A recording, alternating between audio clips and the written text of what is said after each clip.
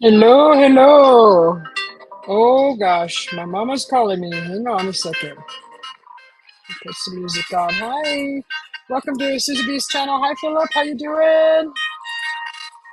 Good to see you. Let me just put some music on. I'm gonna go mute real quick, guys. Sorry about that. My mom's feeling sick.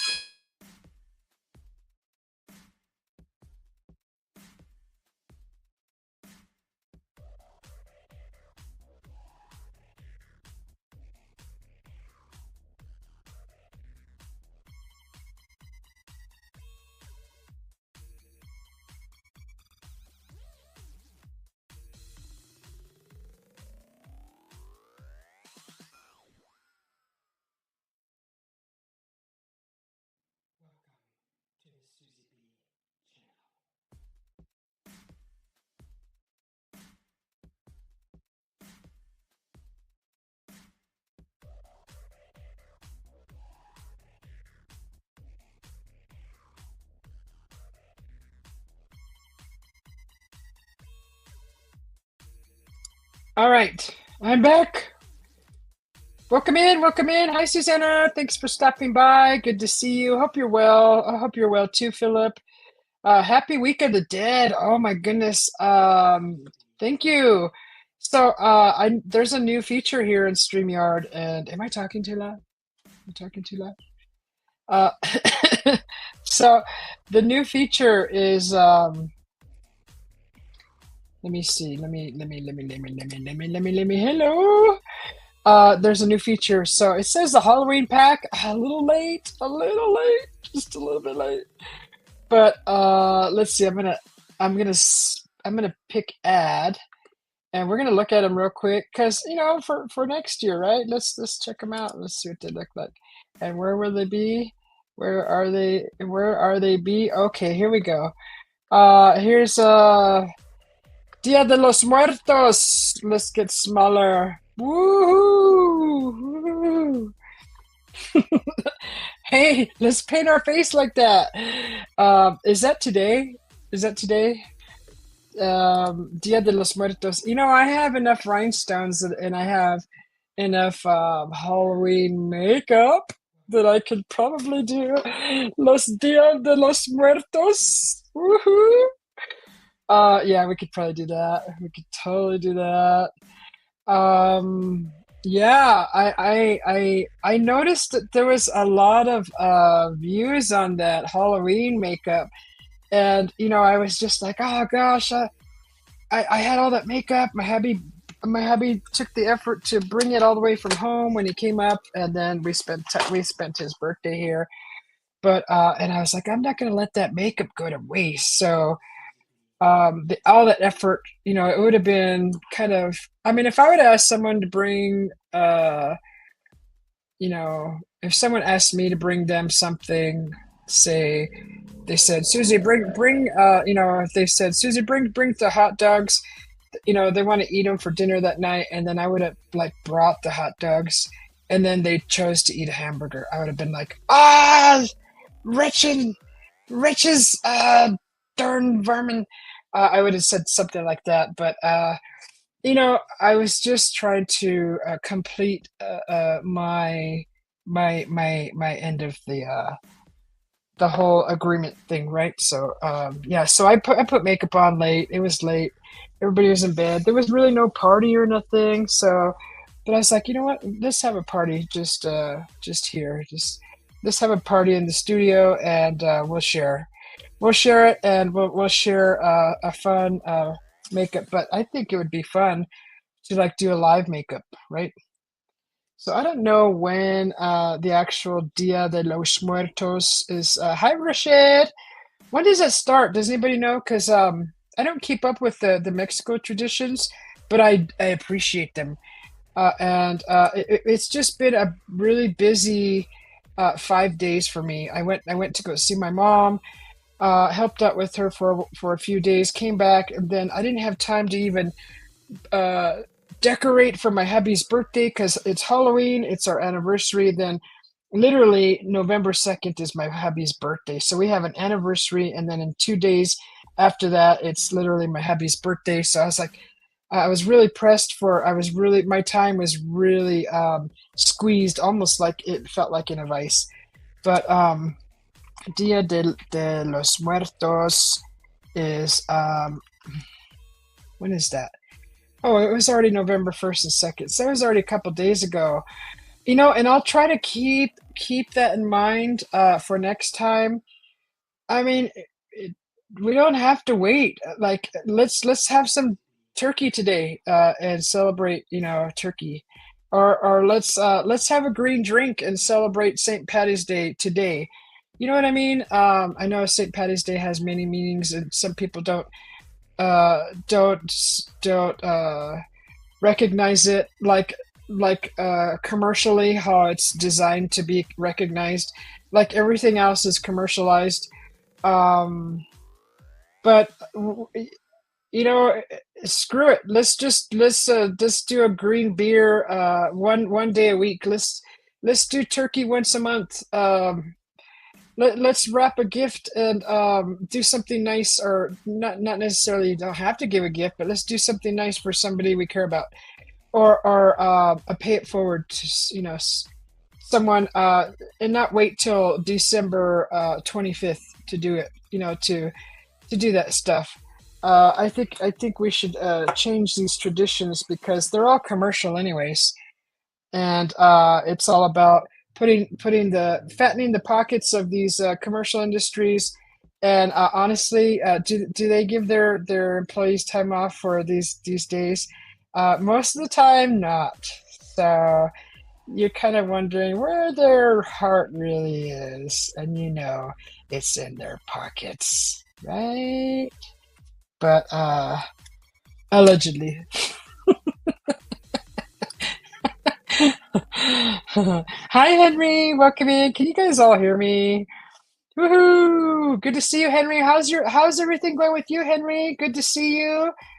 How's everything? How's your hair growing? You got facial hair now. I haven't seen you in weeks. As you know, I'm out camping. I'm busy. I'm trying to be a little more active, and I've been doing campfires. My hubby just left, and it's been really busy for me this past week. And since I've been here camping, I'm trying to do more activities. So I'm not always on YouTube as much as I am when I'm at home, but I still try to make my rounds to everybody's channels. Oh my God, everybody, it's Face the Ace for real. God. It's Face the Ace. Okay, so that's one of the new features on StreamYard. Let's go back to what else we have. This was for Halloween, so we got some big pumpkins. We got pumpkins. Woo, pumpkins. What else do we have? This is another Halloween background that StreamYard just added to the background section. Here's another one. That's cool. Spooky. Is that Frankenstein? Hi, Frankenstein. Hi there. You doing, you little cutie? Oh, here we go. What's this? What's this I see? Ooh, something bubbling as nice soup. Would you guys like some soup with bat wing? And I am Newt. Oh my goodness. Who is that? Is that me holding a broom? And there's my little kitty tiger. Oh, and he has a friend. Oh, look at that must be a family member flying over the moon. I mean, in front of the moon. So, and here's another one right here.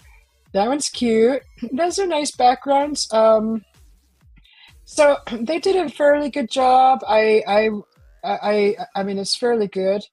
It looks like they just kind of got a background right, and anybody can do this kind of stuff. You go find a ghost, grab a candle, and they just slap it on top. It's all in layers. So you got a little, you got a little bottle of potion right here. You got a martini that's probably gonna make you either shrink or grow.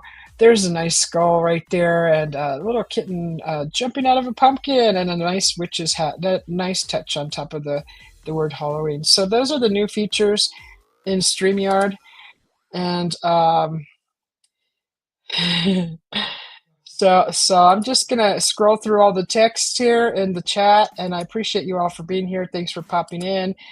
And if I don't see you again, have a great week. It is Monday, November 3rd, and it's 4:58 p.m. here in Cape Verde, and it is a nice day. It's like 79 degrees here today, guys.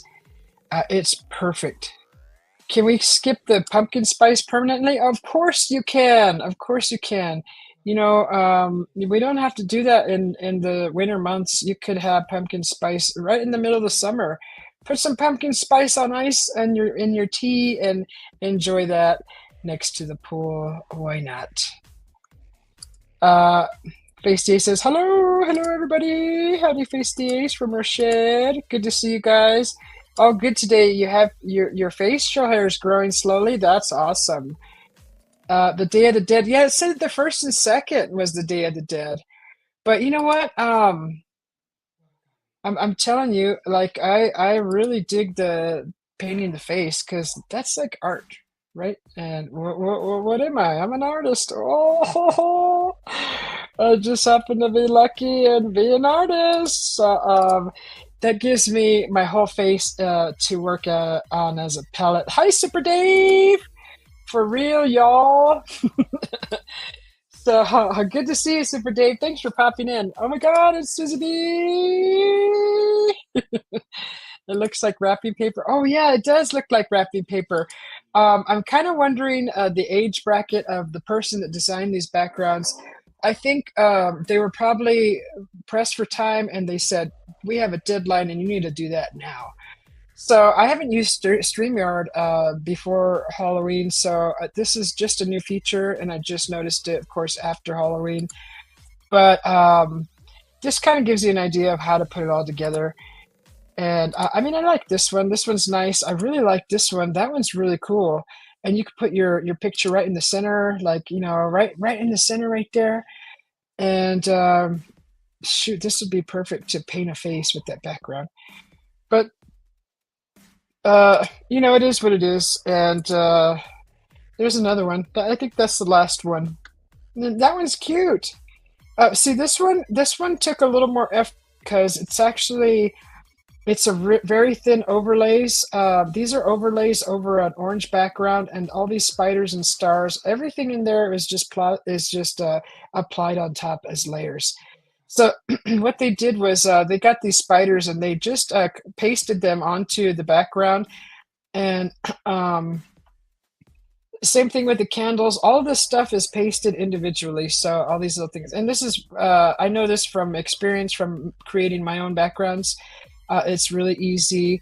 And as you can see, it gives you some ideas to make your own. And that airbrush effect, that really nice effect right there, that's a really thin overlay, almost see-through, but not too hard to create. So if you're trying to learn how to do backgrounds, this kind of gives you a good idea of how to put them together. And they didn't really busy it up, and it's not really chaos. It's kind of orderly. Everything's in there in an orderly manner, and it looks good.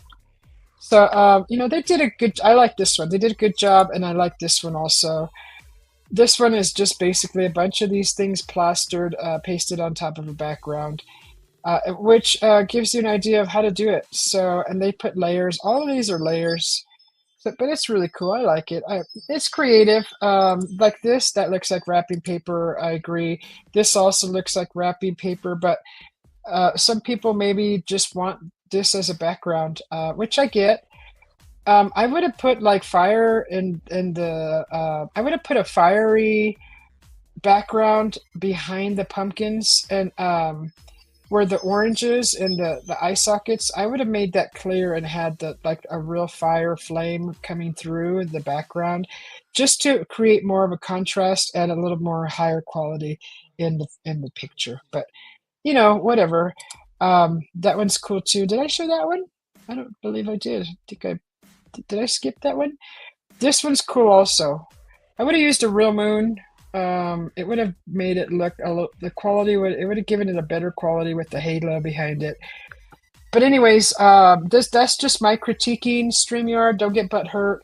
It's just how I am. I like to critique a little bit, and some of my stuff isn't perfect either. I use a lot of videos, and but if you want just a still background, you could totally create this yourself, and it wouldn't be hard at all. Especially if you use Canva, they have all these little pieces and bits that you can throw together on and slap it on a background and totally use it as your own. We should probably do a background day and show you. I'll show you guys how to do a background for whatever occasion you're looking for: Christmas, Halloween, New Year's, St. Patty's Day. What are all the other commercial holidays that are there? Valentine's Day. I mean, you name it. Whatever. If it's just a special day, personal, and there's a lot of things you could choose from. So let's see. Pasty says, hello, howdy, Russia Blair. Rashid. Rashid says, hey, Dave. Hello, Super Dave. So, yeah, hi, Pramod. Welcome in. Good to see you. Super Dave says, Rashid. Hello, and Face the Ace. Hello, happy from Pramod. Happy to have your smile. Aw, thank you. Smiling. You saw my shorts video. You painted your face awesome in Halloween. Thank you. Yes, that was fun. That was totally fun. You know how long that took me?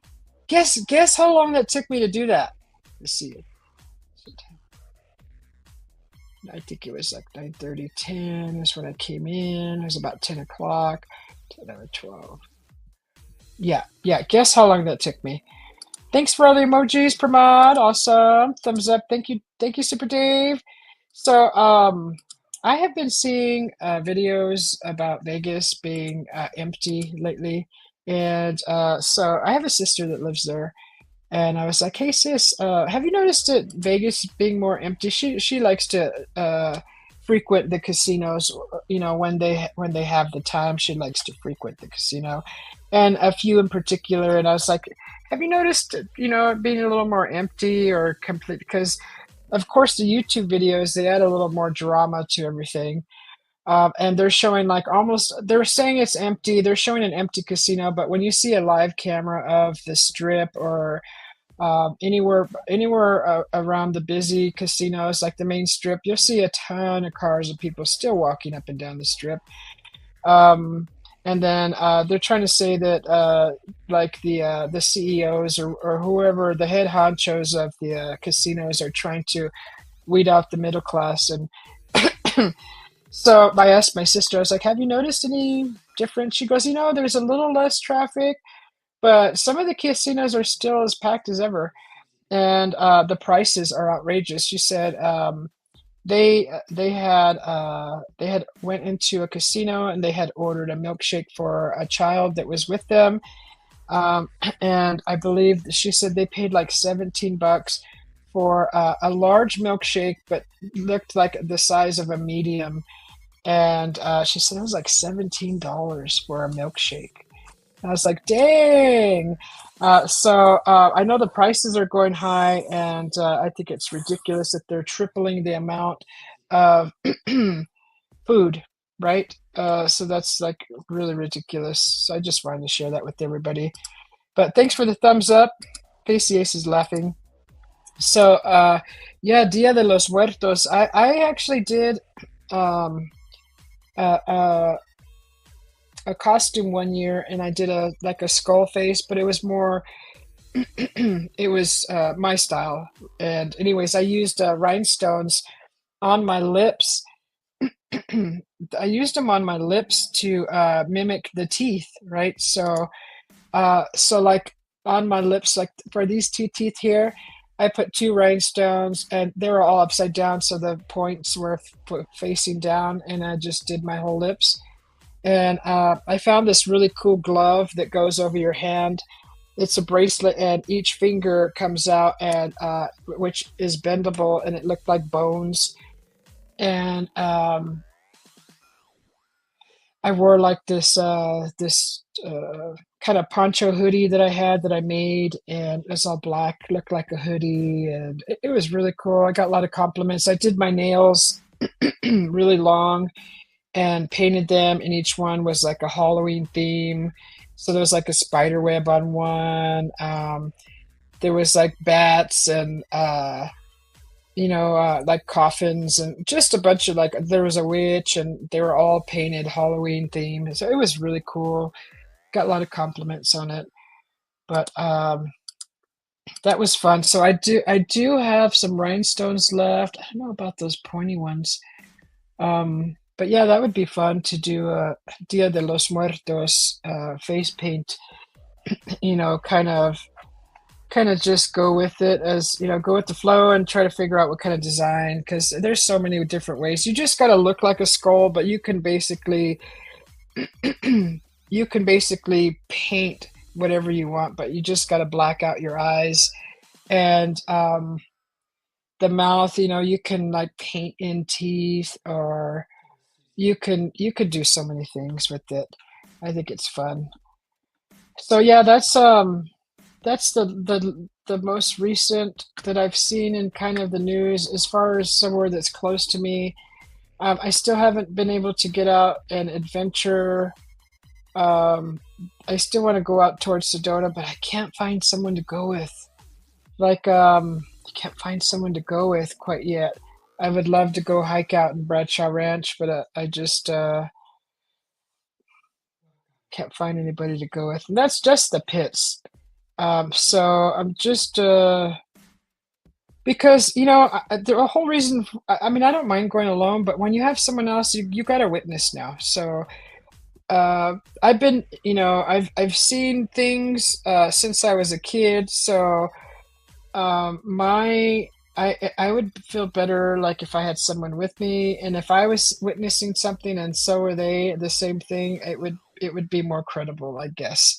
so, so, so and it would be more credible to share with other people, and then when they question, well, of course I'd always try to get a photo of it, but when you have a witness, it's a little more credible, and that's kind of the route I want to take, especially going out into paranormal areas. So, hey Kane, it's Mother effing Kane. How you doing? Yeah, so I just that's the reason why I haven't gone out there yet. I'd like to find someone that will go with me, and I haven't met anybody yet. So maybe it's not meant to do it now. Maybe it's meant for the future. It'll all fall in place. I'll have to trust that. But yes, I'm really not into UFOs too much, but I'm like literally in the backyard of UFO freaking haven, right next, being so close to Sedona, because there's tours out there where you can stargaze and UFO gaze through infrared goggles, and most of the time you'll see something. I think most of the time. Plus, there's like a base out there. I don't know if there's an Air Force base out there. Well, Area 51 is not too far away. Well, it is kind of far away. It's 3 hours, but I can't remember what I heard. There's some kind of base out there. I think there's like military, a lot of military out there by Sedona. I don't know if it's Air Force. I'm not sure. Um, but yeah, there's usually sightings because Sedona has a lights out. I think after 10 maybe. I think it's 10. So it's pitch black. The town turns off their lights, and that's so they can stargaze. Venti, the best tea is Venti, and I'm gonna fix me a cup of coffee, an actual sweet cup of coffee. Mike likes to call it diabetes coffee because I put a ton of sweets in it, like whipped creams and caramel and chocolate syrups. Uh, but that's okay because I haven't had a coffee since what, yesterday. Did I have a coffee? Yeah, I had a coffee yesterday. But that was my sitting down, enjoying some machine play, some gameplay at the casino. So it was my hubby's birthday yesterday. So we went to the casino, we had lunch, and and then we decided just to sit at a machine and play. And I actually won. I won a bonus, and it was this dragon game, and I was betting the max. The max was like $3. I just put $20 in. I was like, what the heck? If I'm gonna win a bonus round, might as well bet the max. So I bet $3, and like the fifth spin, I got a bonus, and walked out of there with almost $200. And I was like, that's it. I'm done. Let's go. I went and showed my hubby. He was all excited, and he was winning too. He was excited, and so we had a really good time. And all he wanted for his birthday was a Leatherman, and I really wanted to get him an e-bike, but that didn't work out. So I got him a Leatherman. He actually just wanted a nicer type of pocket knife, and I found a nice Leatherman, so he's happy with that. I think it's called the Leatherman Scalatool. So if you're curious about what that looks like, you can look up Leatherman Scalatool, and that's what I got him. He loves it. Hang on a second, that's my hubby calling me.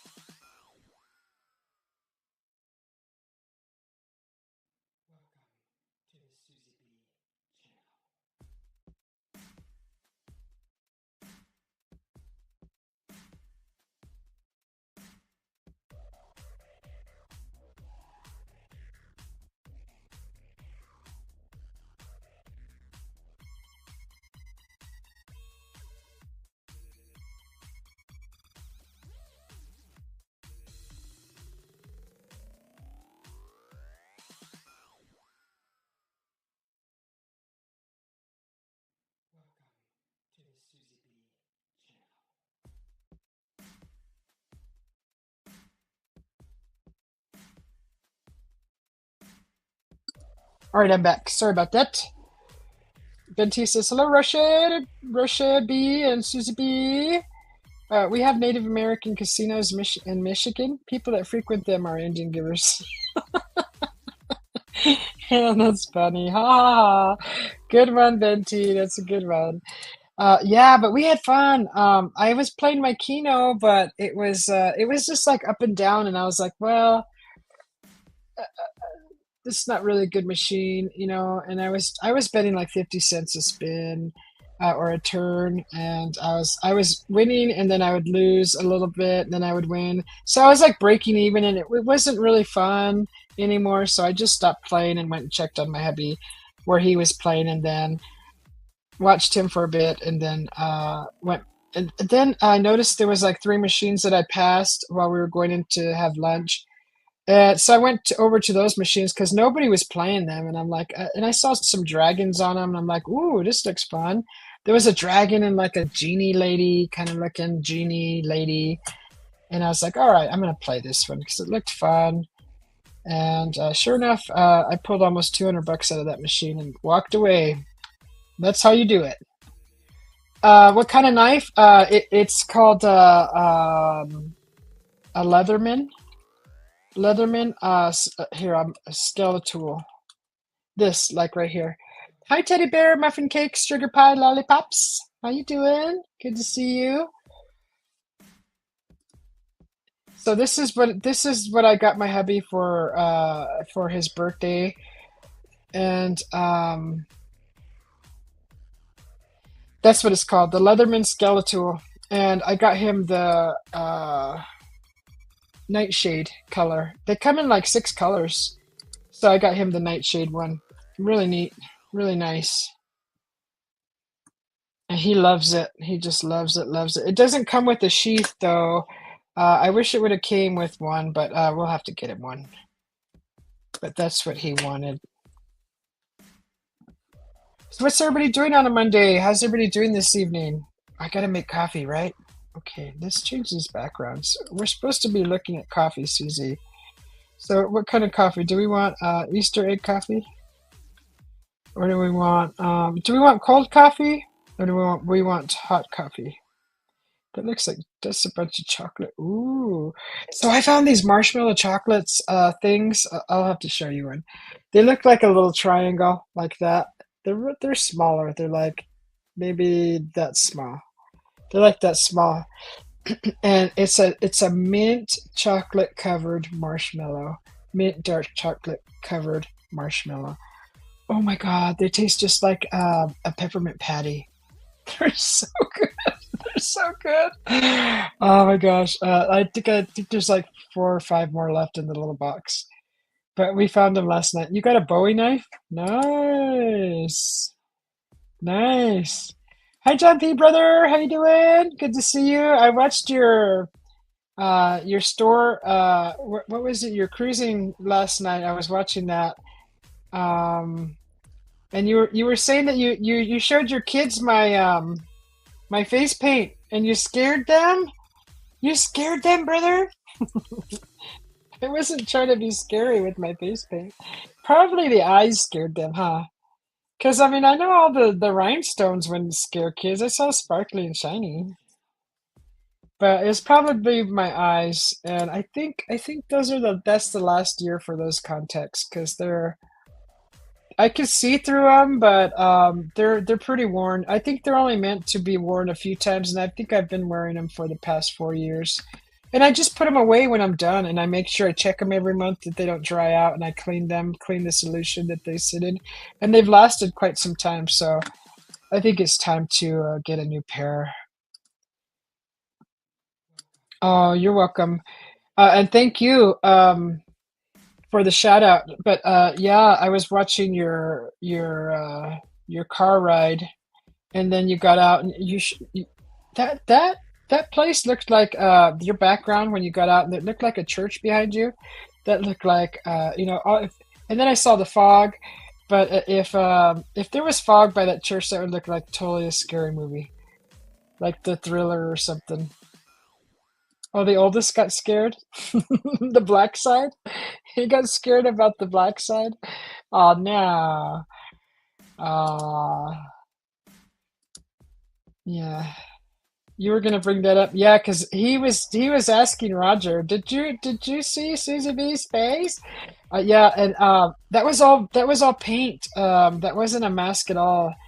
It was all paint. I didn't tell you guys how long it took me to do all that, huh? Um, it took I think 3 hours. It was so we left the fire after like 9:40.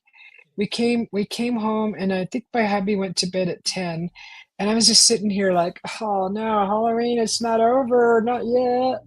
So I like looked at my makeup. I'm like, I was like looking at it. I was like, "Arr." So I was like, screw it, I'm gonna paint my face. And it took me like two hours. So that it was just after midnight, like 12:03, when I looked at the clock, and I'm like, shoot, should I go live? Halloween's over, but not really. I mean, kind of not. So yeah, it was 10, 11, 12. So it was maybe just a little over 2 hours it took me to do that paint. So it was fun. It was fun. Jumpy says, hello, Ted. Teddy bear, muffin cake, sugar pie, lollipops. Yeah, I've seen some channels where the gals they do the face paint, usually closer to Halloween. But then there's some channels that there's a gal that does she does like her own style of paint. That's what she does on her channel. And I think that I actually enjoy watching that. It's kind of neat. So I might do another one of those, but I'll do it live cause so you can see each step. But I don't have like an idea of what I want to do. I just go make it up as I go. So it could be silly, there could be mistakes. So it's a little embarrassing and unnerving to do that live, especially if I make a mistake and then it's embarrassing. It's almost like falling in front of a crowd of people, and then they all look at you, and there's one or two that laughs. There's at least two people in that crowd that's gonna laugh at you and point, or they'll laugh so loud that everybody else will start laughing, and then it's just embarrassing. No, I didn't scare anybody. There was nobody to scare. Everybody was in bed. Like everybody goes to bed early around here. So, yeah, and it wasn't. I didn't think it was scary. I mean, the only thing that was kind of off or awkward was probably the eyes, the eyeballs, because the eyes were white. So I think that's the only thing that was probably awkward. I think this is an Easter background. Let's change this. I like the chocolate. I like that chocolate. All right, let's do a normal coffee background. Let's see. We can watch this one. Well, we could do all of them. Let's do. I think this is a mixture between cold coffee and hot coffee.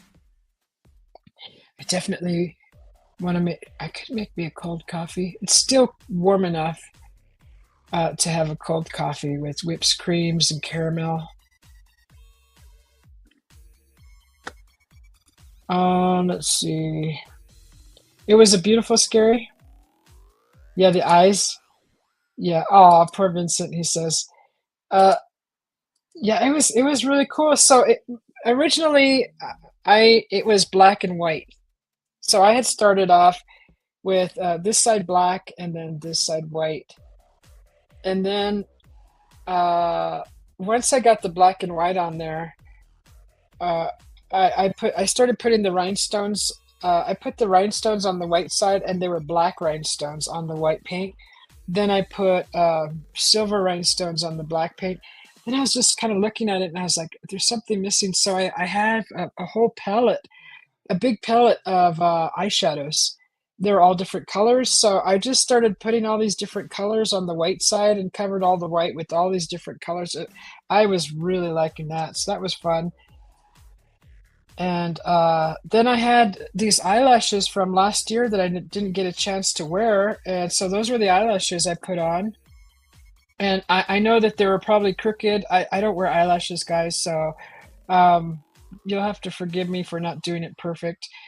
Honestly, I don't even know if I put them on the right eye because I think you have a left and right on those eyelashes, and I don't wear eyelashes, so I may have put them backwards. But I mean, I looked at them. They looked okay, but I think they were like wonky. Whatever. It was fun. I had fun with it, and they were cool looking. So I thought it was fun. So let's see. I want to share. Let's go to the local news and see what's going on over there. Let's just see if anything fun is happening.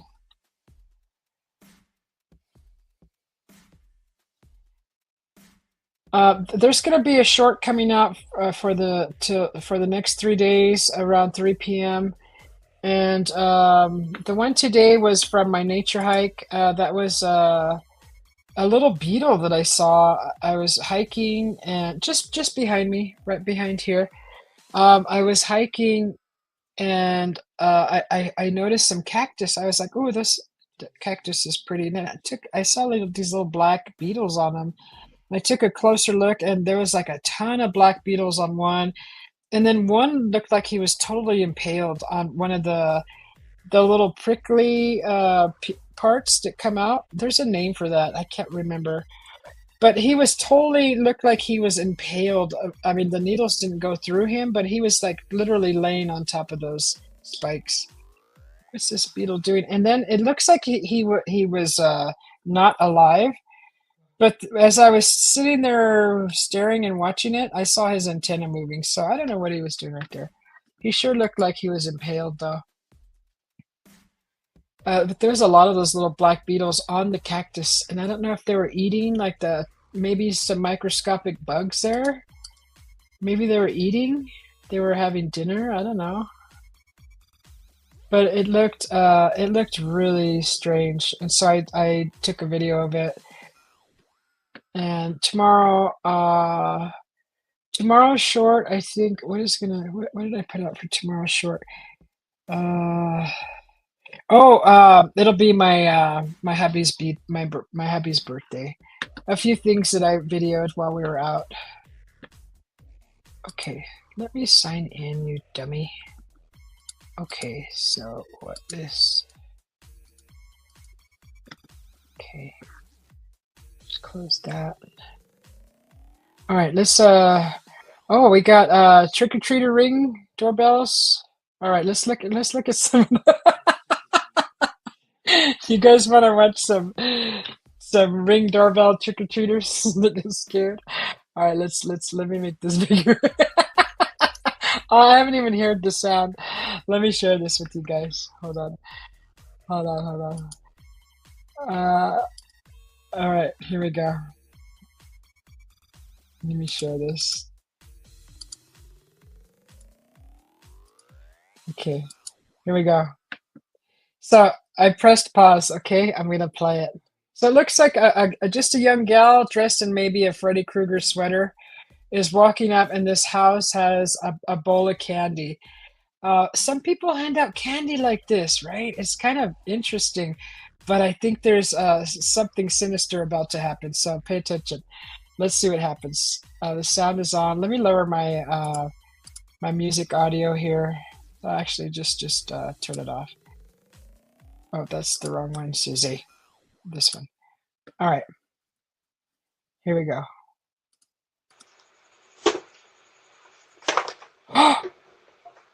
Oh, are you kidding me? Seriously? Look at her face! Oh my gosh, she just took the whole bowl of candy. That's so wrong. I thought something scared her. Like, why would you do that? Oh my god, not cool. I thought it was something that scared her while she ran away. I didn't see her grab the candy. That's not cool, guys. Don't do that. She just takes off with the candy. Did you guys see that? Unbelievable. Naughty trick-or-treaters. Naughty, naughty, naughty. I know parents don't teach their kids to do this. Maybe some do. I mean, have you seen the movie Matilda? God, her father, Danny DeVito, was a horrible crook. My gosh. Anyways, that's what that gal did at that Halloween residence. So she just totally took off with the whole bowl. Like, took the bowl. Like, what if that was Grandma's crystal bowl? I mean, who would put Grandma's crystal bowl outside on their porch and hand out candy? Some people might, because they're trusting, right? Okay, well, it could happen. Anyways, let's look for some more. Let's see what else we could find here. Somebody's texted me. So there's only a few people that have been texting me here recently. It's only because my mom came out of dialysis feeling horrible again. That's my sissy texting me. Okay. So let's look for another video. Let's see what else is there. So there was 111 comments on that video. Okay. Okay, let's see. There's a ton. There's 111 comments on that video. Someone says, "What the hell is wrong with kids these days?" Um, And then it says, I got one, so I don't know either. And then it looks like my neighbor's kid. I didn't see what costume they had on thought though last night. Garbage in, garbage out, if somebody says. Also, another comment says, I no longer hand out candy because of deadbeats like that lump. If this was someone's kid, I'm sure they cheered her on if she was able to do that. If she was able to do this, she definitely learned it at home. What was I just saying? Some parents may teach their kids to do this. Shame on you, parents. Shame on you. Don't teach your kids to do that. Shame on you. Mm, mm, mm, mm. Someone says, makes me furious. Thanks for posting. You saw something about like that on a face on the Facebook. Yeah, yeah. Was it similar to Rocher? Let's see what else. Someone else says, uh, okay, so this is someone who's seeing it from the other side, right? Protecting the child's innocence. Um, this is from their perspective. This is the comment. I pray your heart heals. You don't have to be furious over a child stealing candy. I can understand being ashamed at their behavior, but furious? Jesus.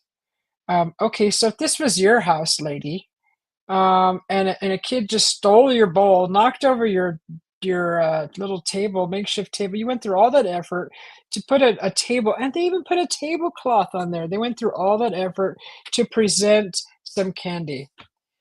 Um, Honestly, I don't know why they would just leave a bowl of candy out there. You know that there's nobody's just gonna take one candy.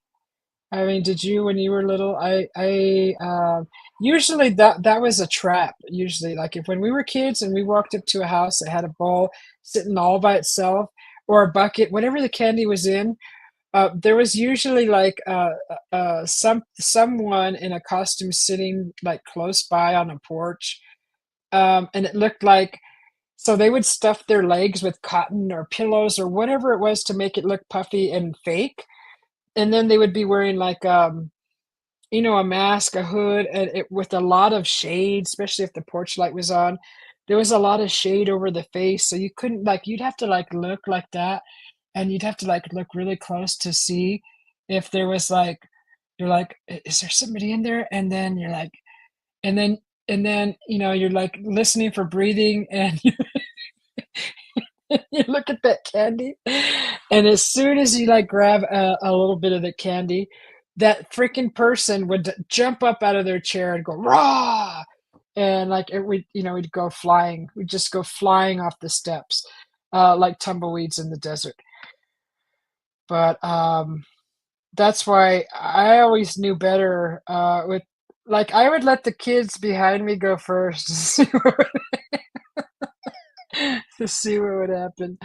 Because it's a trap. It's a booby trap. John P. He's saying Rochelle. um. So yeah, there's that person that says, give that kid a break. But I mean, look what she like. Why take it all quick like that? Like, take it nonchalantly then, and put the whole freaking bowl in your candy bag. Like, why be all quick? Nobody's there. Like, what's the point? You're already on camera. And then she knocks over their furniture. I mean, I don't know. Maybe I'm just too picky, but I mean, I don't know.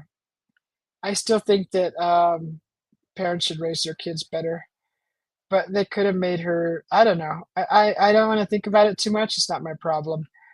So let me see. The next comment says, "Whoever her parents are must make this right. This is crappy to have a kid do this.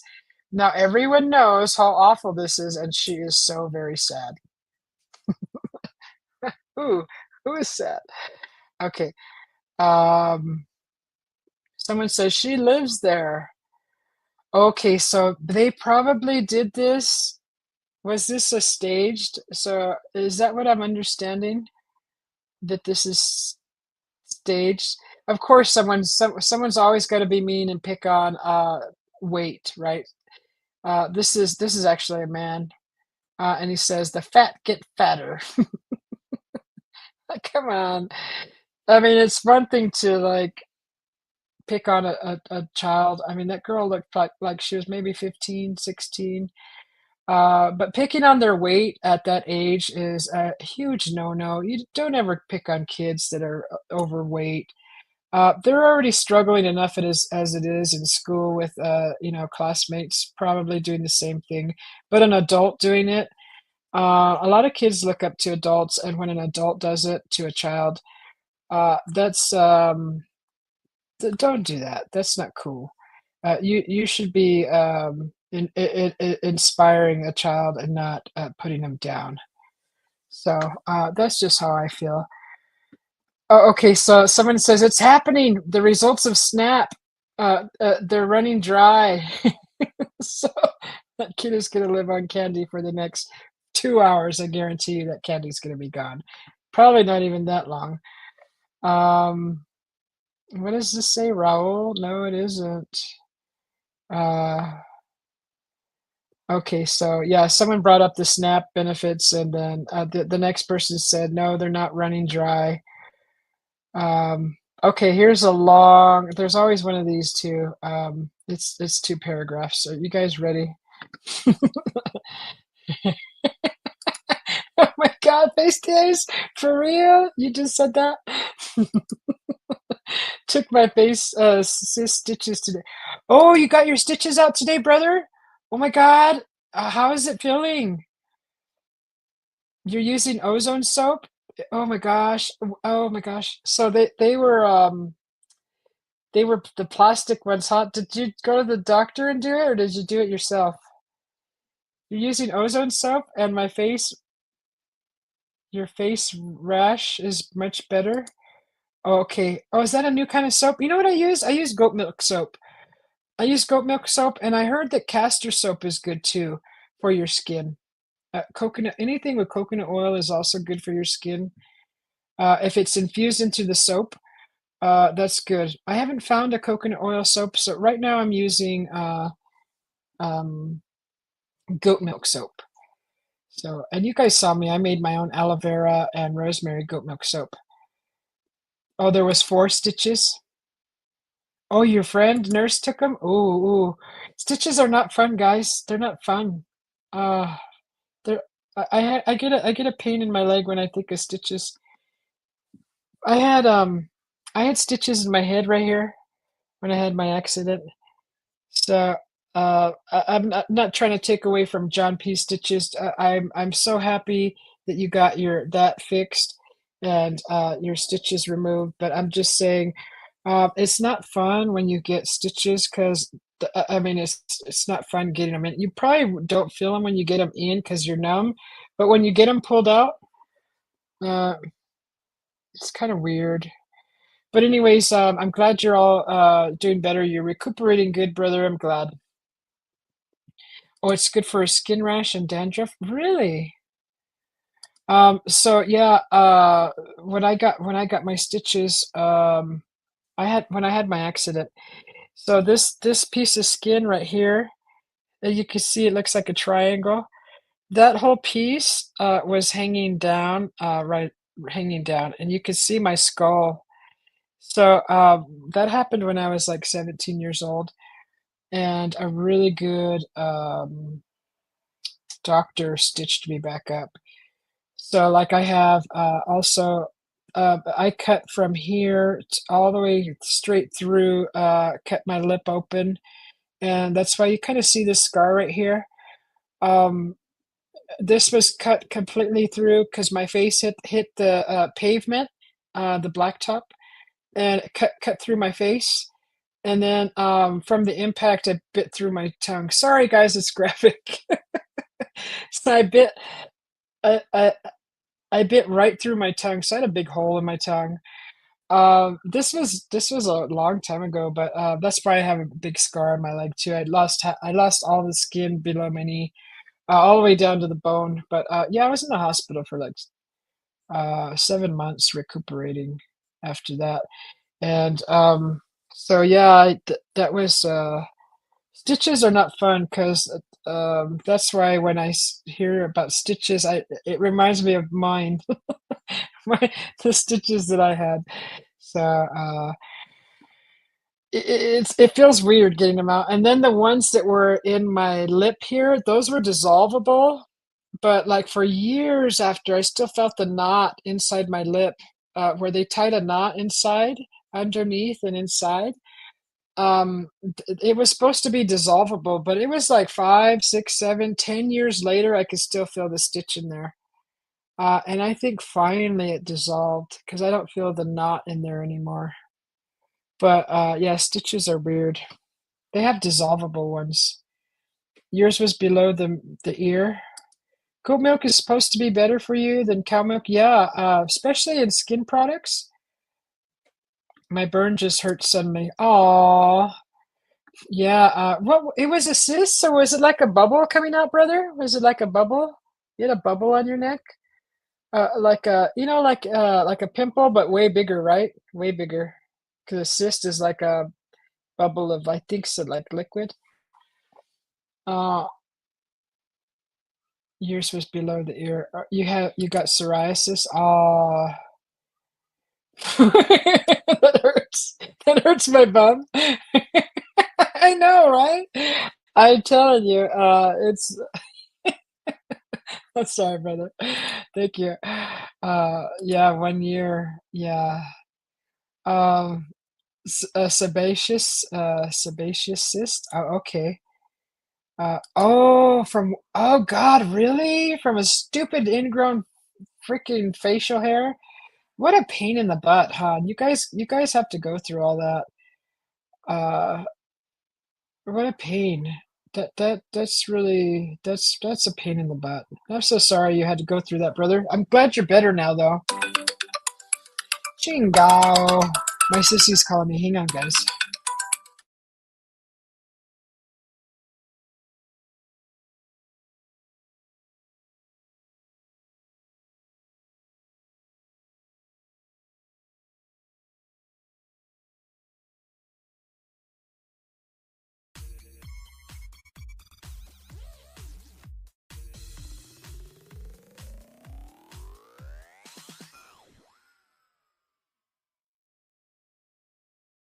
Welcome to the Susie B channel.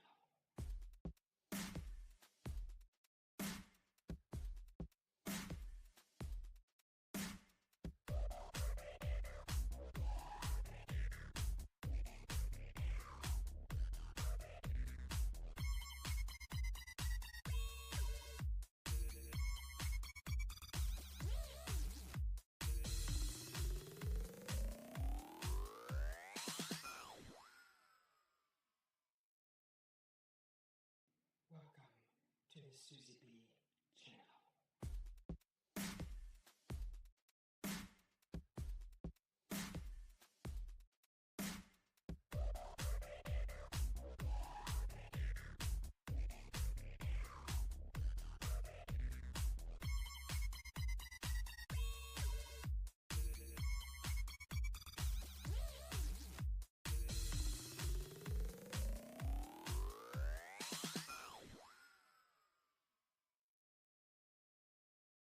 Welcome to the Susie B channel.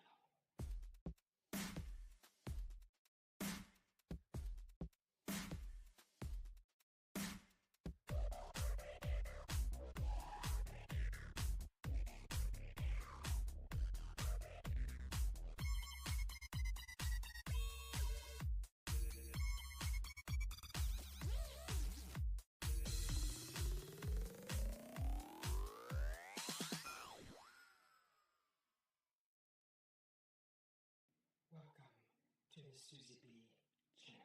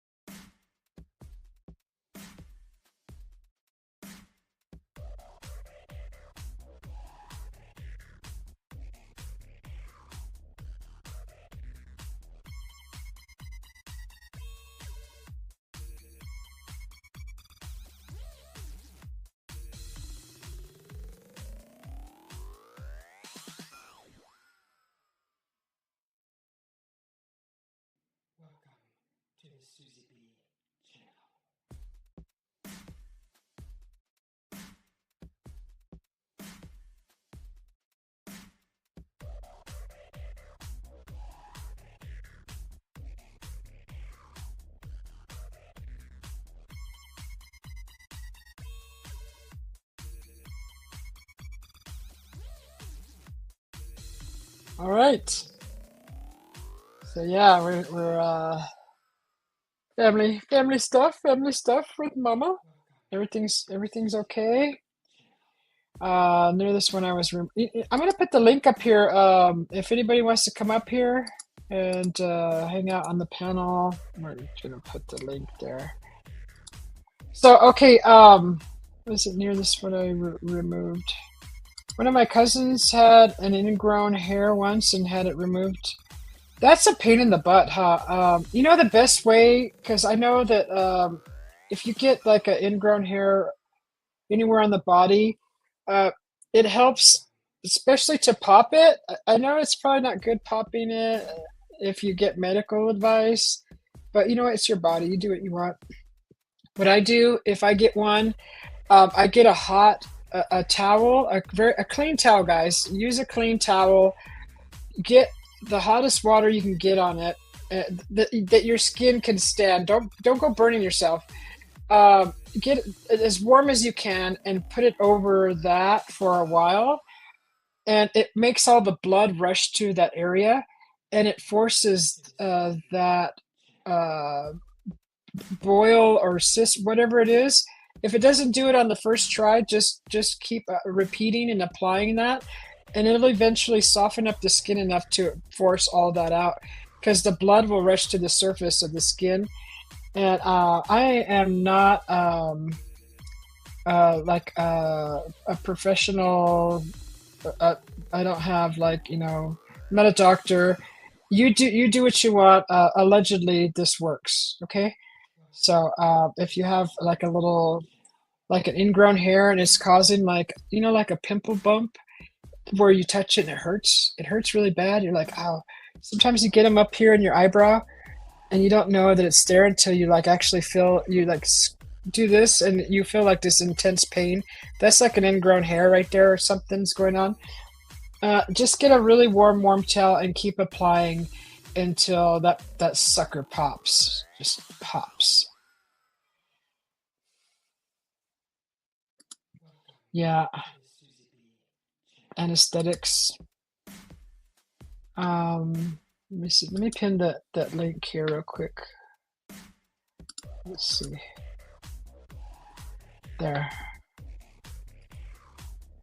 So I wanted to finish reading these comments on that gal that just took the candy.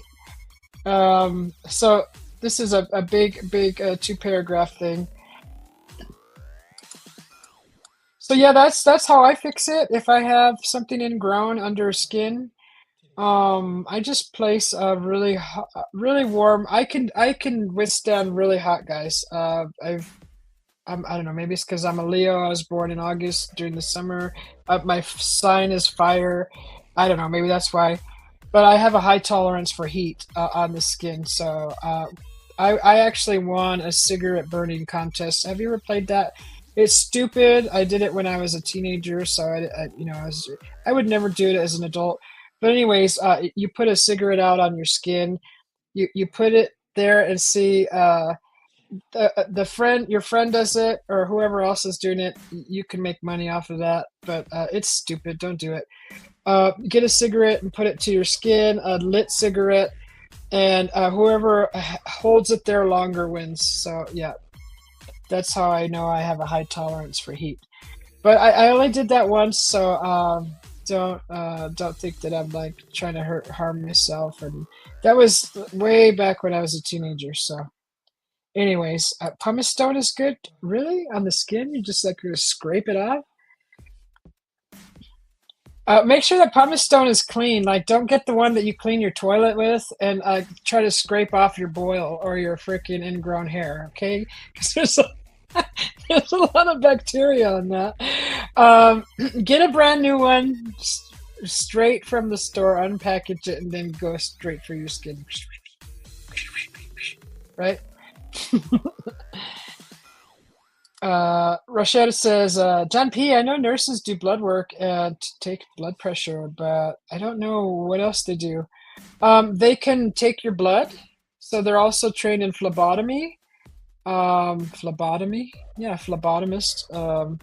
They can take your blood, and usually they can administer an IV.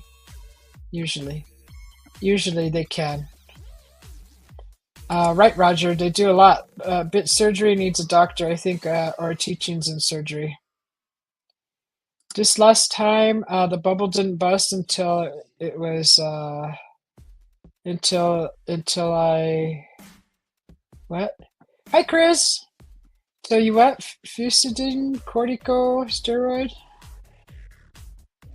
Oh, until you got a steroid injection? Is that what you mean? Top of the evening, Susie in chat. Cheers, cheers, Chris. Are you having your apple juice? I was gonna have a coffee. I'm actually gonna. I'm gonna close my my blinds here real quick.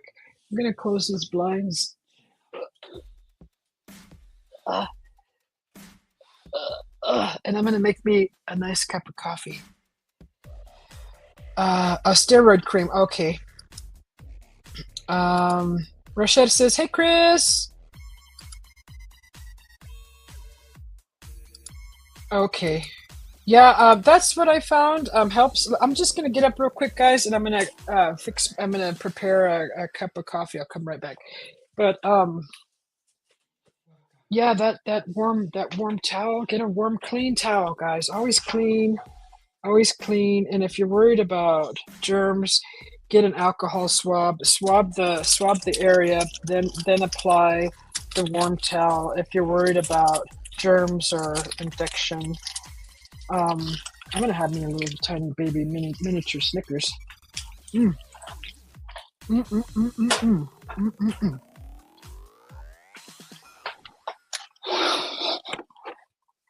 I'm just gonna close some more blinds here. All right, coffee.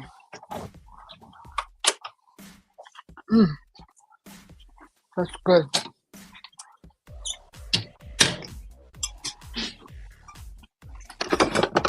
Something is itching my back. Oh. Trying to itch my back with not the right tool.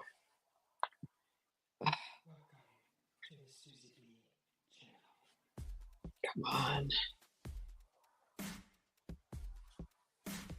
This.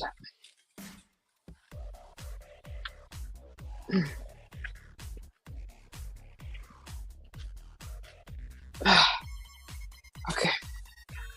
All right. Coffee. You know what? I have this new instant coffee I want to try. Has anybody ever tried this? I bought this to make whipped coffee. Let me make myself bigger. I bought this to make a whipped coffee. It says Juan Valdez, and it's instant, and it's freeze dried instant coffee.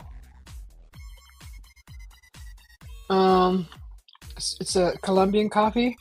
It's not flavored, but I think I want to try it. I don't know. Maybe I'll try this. Let me see. Hang on a second.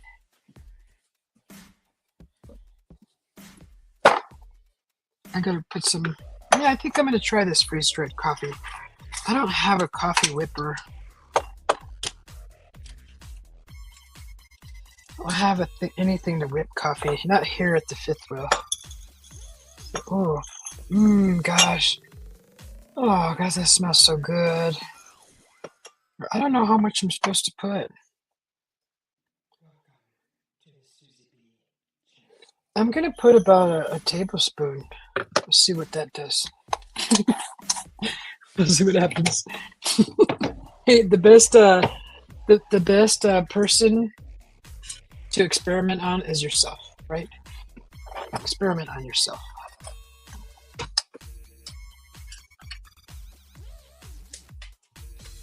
Okay.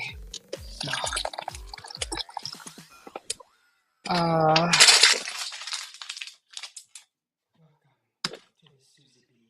that's some water. I want to put a little bit more. I pulled out some ground beef, guys. I'm gonna be doing some cooking pretty soon. Maybe tomorrow. Hopefully that ground beef is. God, what is? Something is snagging on my back. Hold on, I gotta go get my back scratcher. Okay, press the power button first, Susie. God, power button. Okay, at least that'll be brewing while I go get the back scratcher. All right. This always happens when I'm on my way to do something. Something else happens that I have to do that, and then something else will happen, and I'll have to do that. And it's like, which one do I do first? So confusing. I'm gonna take my back scratcher with me. Something is, maybe it's one of my gigantic back hairs getting stuck in my shirt. It's pulling. Okay. All right, got my back scratcher. You guys, these are the best back scratchers ever. See that? It's like a bear claw. It's good for hitting too.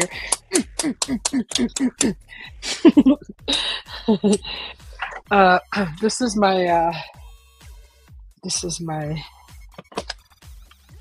is my chair. So my faux fur.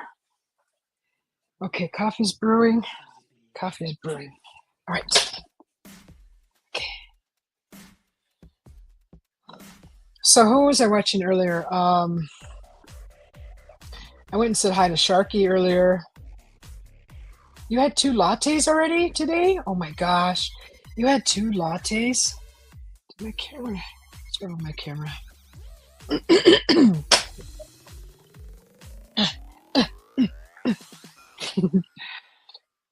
So I had a see if I can just move that. There we go. I don't know why everything changed. Your green what? Your green what finished today? You missed it already? What's that? What's a green sifa? Your milk whipper, yes. I gotta get one. I gotta get one for here. I had to replace my shower head today. It came in. I had to replace that. Now the heater's acting up, so we're gonna have to replace that. I mean, we've had this fifth wheel for like, have you said like 6-7 years now? So little things here and there are starting to need maintenance. So that's the heater turns on and then it turns off, and it doesn't. It's just weird. It runs normal and then it acts up, and so just little things that we've been dealing with here recently. Maintenance and maintaining this fifth wheel. You had a what?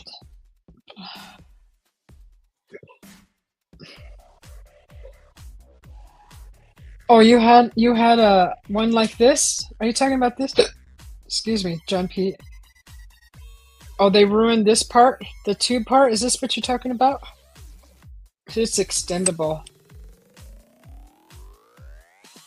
It's my back scratcher. So you're just like, oh. The only thing that bothers me a little bit about this is that when you're trying to scratch your back, this darn little thing swivels around like that, and you end up you end up scratching your back with this side. And I'm like, oh, stop swiveling! Oh, I'm just gonna throw it.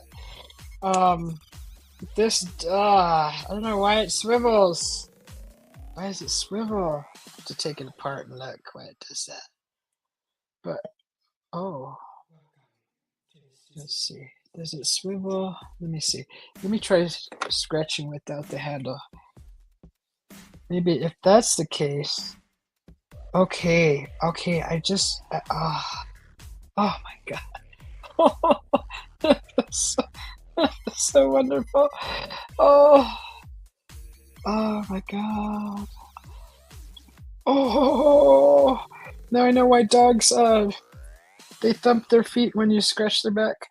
Okay, so that's what's wrong. I just need to put some glue in this handle because it's spinning in the handle. I think. I think. Why would you do that? Why would you do that? Hmm. Yeah. Well, no, it's not doing it anymore. Oops. Doing it. Oh my guys. Oh, I think my coffee's done. The swiveling. Oh, plastic back rub. Oh, my hair. Sorry, my hair's all messy, guys. You know, my hair, the reason why it looks oily is because I have mousse in it. So it is clean. I just washed it yesterday. But I know my hair kind of my hair's greasy to begin with, but it's looks like this because it has mousse in it. I put mousse in my hair, all right? Okay? So don't go try to say my hair looks dirty, and I don't care if you say it. But I'm just explaining. I do have hair products in my hair. That's why my hair looks like this. Looks wet. Looks maybe possibly dirty. It's not dirty. It's clean. A metal one, but Chinese needs glue. Yeah, I think it does need glue, honestly, because stupid thing. This part does not swivel. This end, this is glued to the stick, but this side, this slides around, but it's not doing it anymore. Maybe it was just loose. I don't know, but I maybe we'll glue that. You hate the swiveling? Let's protest against the swiveling! Turn Susie B. It is addicting. Gel is nice. Gel is nice. Yes. The coffee's. Let's go try this coffee, guys. Hey, let's go see. Let's go see this coffee. Oh, okay. So that's. Oh god, that's all the coffee I made. Need more water in there. Okay, that's okay. The second cup will be bigger. All right. We need whipped creams.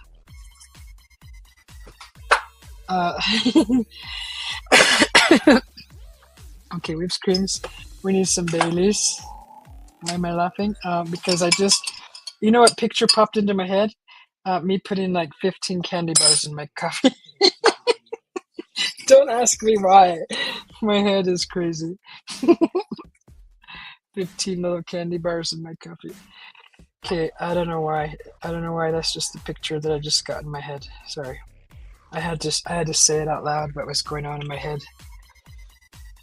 Okay. Whipped cream. I got the Bailey's in there.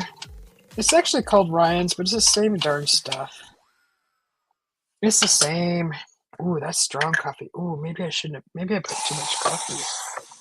That's strong. Oh my gosh. I don't like my coffee. That's like a freaking espresso. Oh my gosh. Okay, where's my other foo-foo stuff? Where did I put my other foo-foo stuff? Here it is. Okay. Alright. I'm gonna just put some caramel.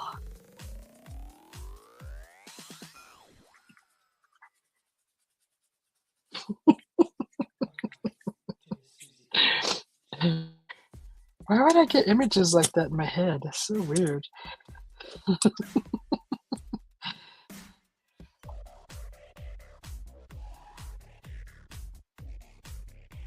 All right, I am putting caramel drizzles all around the rim of my cup, and let's see, what are we gonna do? I'm not gonna do that. I don't know if I could do that with these. Let's see. Let me see if this is possible. What are you doing, Susie? Nothing. Not doing anything. Ah, yeah, I don't know if that's gonna work. That's not gonna work. Okay, well that'll work here. Okay, so we'll just do one, not like 100. Okay, here's my coffee. So, see this in here? Those are Heath bars, pieces of Heath bars. I did drizzle caramel around the inside of the rim, and there's some whipped creams, Baileys, and coffee. Mmm, the coffee is a little strong. I did a tablespoon of that freeze-dried coffee, instant coffee. Mmm, let's see, maybe I'll go outside and rake after this. In the dark. So, 2 days ago was the last day of daylight savings time. So, apparently it's gonna start getting darker earlier. So yeah, daylight savings time. So let's finish reading up this thing since the chat has slowed down. This is still in regards to the gal stealing the candy off the porch, and I'll just share the screen here. So right here, let's just zoom it in. Okay, this is a reply from the gal taking the candy ball. Someone said that was her house, but I don't know. What she did was wrong. Everyone understands that, but some on these comments made by adults isn't any better than what this child has done, right? Like the one that making fun of her weight, right? I agree with that, totally. As adults, teaching our children right from wrong is mandatory, or they will be out doing things like this. What's also concerning is this girl was alone and no friends, no parent, something that should be addressed and is most likely why she's out stealing candy balls. Raising kids is a lot different than it was 2 or more decades ago. Something else to keep in mind. The world is very different now, and quite honestly, there are so many other things to be worried about instead of candy balls being taken. People are starving all around the world. Our government is shut down. People are not getting paid. Healthcare for millions is in limbo. Racists are out there, out of the closet, and grown adults think it's okay to call this child fat. Thank you. Then scold her for her actions. If the president doesn't find a way to pay people their SNAP benefits, we will have a lot more to be worried about than candy balls. Um, you know, that that's not happening everywhere. People aren't just going in and they're not taking from the stores. They're not just going in and doing like a shopping spree, right? Honestly, you'll see people are good. People are good. Everybody who has good friends, good neighbors. I have a lot of faith in humanity. Everybody is going to help each other out. There's a lot of churches that get free food all the time. Um, they hand out food. They hand out clothing. We will find a way to survive this. I mean, honestly, growing up as a child, when we had it hard, when it was tough times around our house, we lived on beans and rice, and you can buy a freaking whole sack of beans, a whole sack of rice, even potatoes. If there was no meat, and this is when it was the time where the breadwinners got to eat the meat in the household, and so we would be having dinner and say this wasn't a long period of time, but this did happen in our household where my papa got a steak for dinner, and we had the beans and rice. So and it this is honestly, this is like how families take care of it when you have nothing to eat at the house. You just eat more of whatever staple you got, more beans, more rice. If you haven't learned how to survive like that, then you're doing something wrong because you can live off of beans and rice for a couple months. I've lived off of oatmeal for weeks. So it's not it's it is sad, but you know what? You gotta put something in your belly, and if you're being active, like saying you're starving and you gotta go labor the next day. I'm talking children though. This is when I was a little older. But like if your parents, if all you have is beans and rice, prepare that.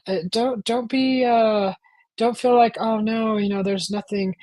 Eh, Put out that rice. The kids love rice. Put a little soy sauce on it, whatever they like on it. Heck, be creative. You can.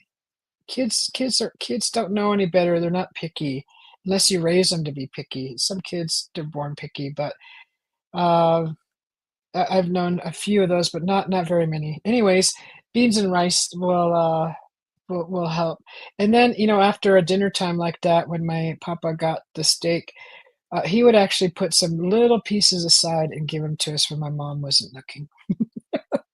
So so, we at least got a taste because, the way we were raised, when someone eats something in front of you and you don't share, uh, the person that's watching the other person eat something that they want, they my mom always said, "You'll get a blister on your tongue if you don't get a taste." So, this is something that we grew up with as a superstition, and, through adulthood, I always believed it. But, like, anytime when we're around family and we're eating around each other and we know this, and we're watching, they're like, "Here, here, get a bite so you don't get a freaking blister on your tongue. Here, try it." And, it's just like that's how we were growing up. So that was just a quirk that we did, or a superstition that we believed in, a tradition, whatever it's called. That's what we believed in. That's what my mom used to say. Uh, but yeah, you can, times are tough right now with food, the no SNAP benefits.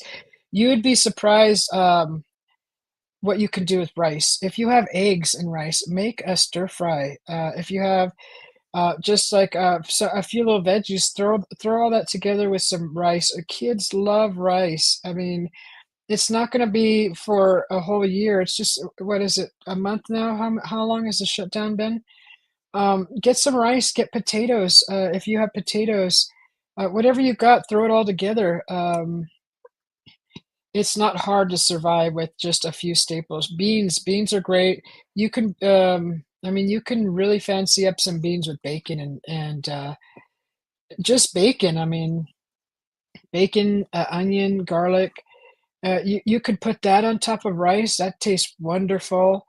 Um, Beans and rice, it's a really good staple, and it kept us going. It kept food in our belly when our times were tough growing up. So, it can be done. So, don't buy into everybody freaking out and, what do you do? If you know someone who's struggling with no food, give them these pointers. Tell them, "Hey, cook some rice, put some egg in it, put some, frozen veggies in it. You got a nice, stir-fried rice." It's not gonna be like the way the Asians make it or the Koreans or you know, um, the traditional way, but it'll be close enough, and that's all that matters. So, yeah, we love rice. Rice, I love, love, love, love rice. And, wild rice is the best kind of rice for you. That's what a lot of the indigenous, people would eat, especially like the Aztecs. I read that they were really, really popular, That was popular as the not just the Aztecs, different nations. There's actually one specific nation that farms wild rice. Where is it? Where are they? I just read this. But that's their like some of them were corn, but this tribe is does wild rice. They farm it and they sell it and then they use it amongst themselves. That's what they make, and it's really interesting. But wild rice is if you're looking for something a healthier substitute for rice, well, I would do wild rice in a heartbeat. That's the best stuff. It's got all those grains in it too, healthy things, all these different things in it. Let's see what else. What else does this person say? Uh, oh, someone says in regards to the comment up above. Damn, you killed that one. Yeah, her response was great, and this is why I kind of like this app sometimes. Other than people just fighting on it, honestly, if I see anybody fighting on this app, like people just wanting to put their 2 cents in, that's like really not really an opinion, it's being bullying. I mute those people, so I don't ever have to see those people again. So whatever I'm reading is people that I have not muted, and they actually have like they argue peacefully. You know what I mean, they give their opinions peacefully, but so just so you know, there's probably at least 50 people on here that I've muted that just kind of just want attention, or they're scamming or stuff like that. I've already weeded a lot of those people out. Uh, so someone took a close up of the gal and they're resharing it and they're saying, "Look, keep an eye out for her because they're really trying to get her." And honestly, I wouldn't take it to like a witch hunt because she took a whole ball of candy. I already said that that was wrong, but I'm not gonna go looking for that girl at night and lose sleep at night because I'm trying to figure out where she lives. For I'm just saying, people should know better and parents should teach their kids better. But that's all, just an opinion. That's all. Someone said how rude and sad. Um, I'm confused by the bait bowl comment. You should be able to leave things on your property and not expect someone to take them. So is a bait car in my driveway. Oh, okay. So yeah, just because there's a bowl of candy out there doesn't mean that you have full reign to just take the whole bowl. People are trying to teach other people respect and honesty, and that person failed. so, so they totally failed, and they got their picture taken. But if someone said that that girl lived there at the residence and this is all staged, then why would they do that for attention on this app where they don't get paid for views or comments? So I don't know. It's kind of it's up to you to decide what you think about this. Um, this next person says, "Very true. I just assume it will happen, so I'm just simply not upset if it does. It takes a lot of energy to be stressed out." That's darn straight. It does take a lot of energy to be stressed out, and it's not even worth it. Someone says, "What is she, 20?" She looks a lot younger than that. You never know. That's what I thought too. She had to be about college age. Oh, unfortunately, the reason I turn off my porch light and no longer give out candy. Well, you need to hand out the candy. You don't just. What's the whole purpose of Halloween if you're just gonna put a bowl of candy outside? I mean, the way I feel about it is, I like to look at all the costumes and see how creative people are, and you never know, you might make a good friend by handing their kid candy. I mean, you may be able to become friends with the parents. Um, you never know. What if it's a single dad going to a single mom's house and then they just meet like that? I mean, it could happen. It could happen. So, stand at the door, or leave your screen door open when you hear people come. Walk to the door and hand the candy out. Like, who just puts a bowl of candy out there? I'm not saying it's either one's fault. I mean, I know I wouldn't steal off of someone's porch like that, but, come on, don't be so lazy.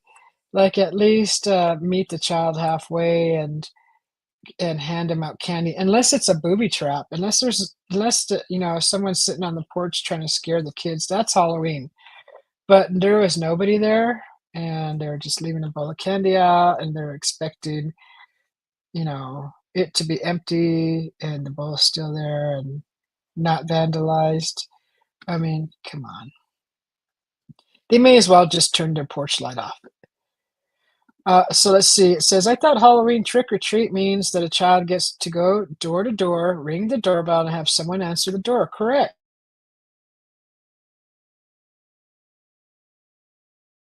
A piece of candy from whoever answers the door. That's what I'm talking about. The old waste.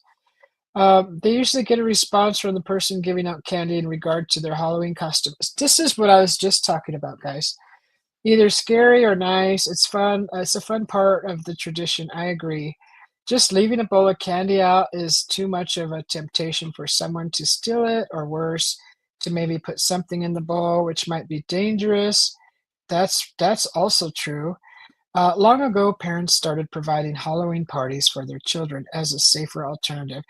That's also true. I've seen all of that, and he brings up some good points. And what's the point of just leaving the candy out there and not experiencing the traditional trick or treat and, "Oh, I like your costume." That you're losing all of that when you're just sticking the bowl outside. Anyways, it still wasn't right that she took the bowl of candy. But, I don't know. I don't know what you guys think. It says, this lady's still, it's still a witch hunt from this lady. Ask the kids in your area, I'm sure she goes to a local school. Okay, this is still a witch hunt. Forget about your bowl of candy, forget about the bowl, it's gone. Forget about it, move on. I still think it's not right, but, I would definitely not be going on a witch hunt for stolen candy. Come on now. Kids raise themselves if parents aren't around, and that's also there's a lot of truth to that. Whether the parents not being around due to them being working all the time, or they just had kids at an age that was too early and they're out partying because they didn't get a chance to party. This is why we tell the youths, don't have kids when you're young. Wait till you get older, get all your partying out of the way, and then because you're definitely not going to find love as a young person because you don't even know what it is yet. So, but they don't never listen. We've told our nieces till we were blue in the face. What do? They went and populated a whole freaking town. So they don't listen. Anyways, moving on. This one lady says, "Y'all grown adults talking down on a teenage girl. Like, come on, at least she's not out doing worse. It was Halloween. You guys are 60s and above calling this girl names and being rude. Aren't you guys just as rude and have no manners?"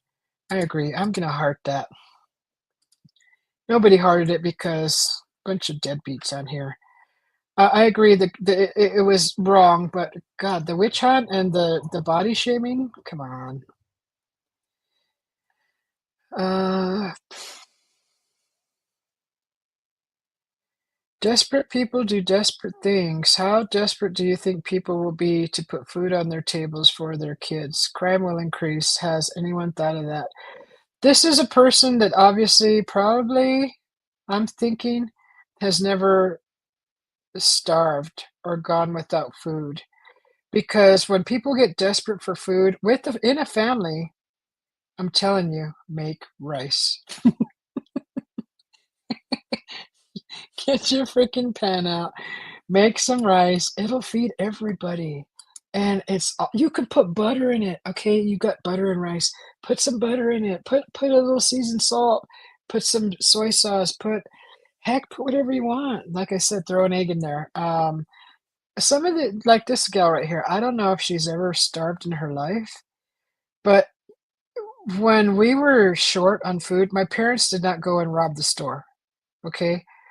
Um, they just, and it wasn't for very long, honestly, but we did go without we did rice and beans a lot, but that was normal to us, and we were just fine, and we didn't even know, now that I think back on it, I'm understanding that the times were tough because, when your friends are having mac and cheese and chicken and, pizza and burgers for their dinners, and we're having beans and rice, which who goes to the school and says, "What'd you guys have for dinner last night?" Do you guys remember saying that or asking your classmates what they had for their dinner? I mean, that was honestly you would never think of to ask your friends.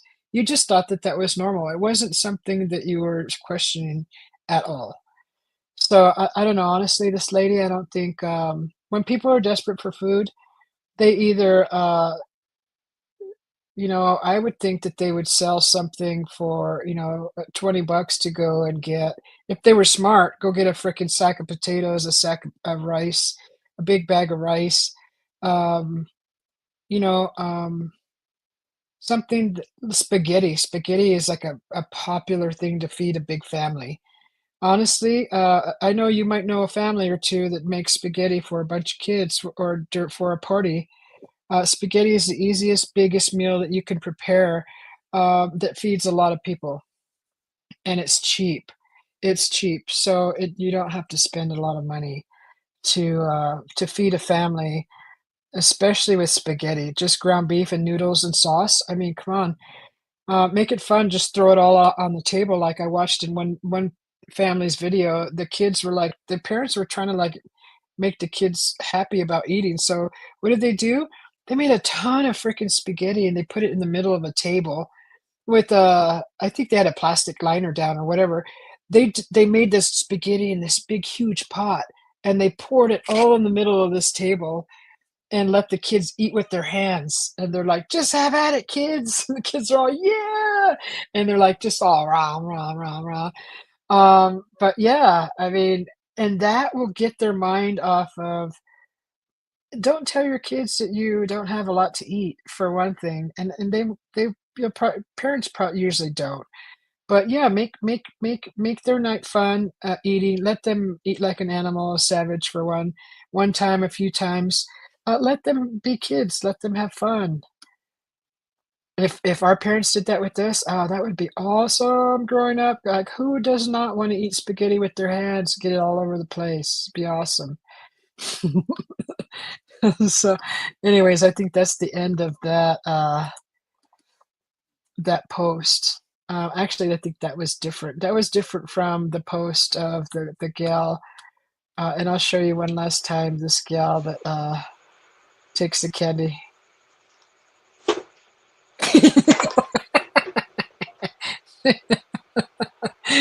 Shame on you, shame on you. She I think she was dressed as Freddy. Like, she didn't even worry about, like, putting a mask on or anything. Shame on you, shame on you. But, I don't know, what does she look like, a college gal or something? How old does she look?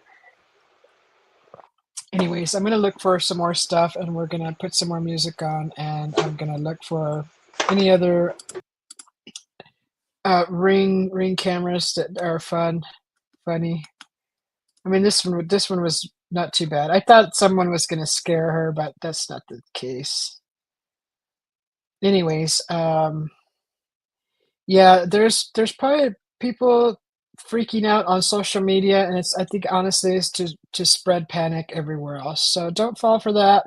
There are plenty of ways to feed your family without SNAP benefits, okay? Get the little money that you do have. Some people have piggy banks, right? Dip into that piggy bank. That's an emergency fund. It's an emergency. Pull out enough to buy yourself, some potatoes, some rice, some beans, and you can make some darn good meals with that. Get, ground beef, whatever. You can make a lot of meals with just those 4 things: ground beef, rice, potatoes, eggs. If your kids drink milk, then get it. If you can't buy all that, then take one out and add one. It's not freaking rocket science. Come on. Let's see what else. What else is in here?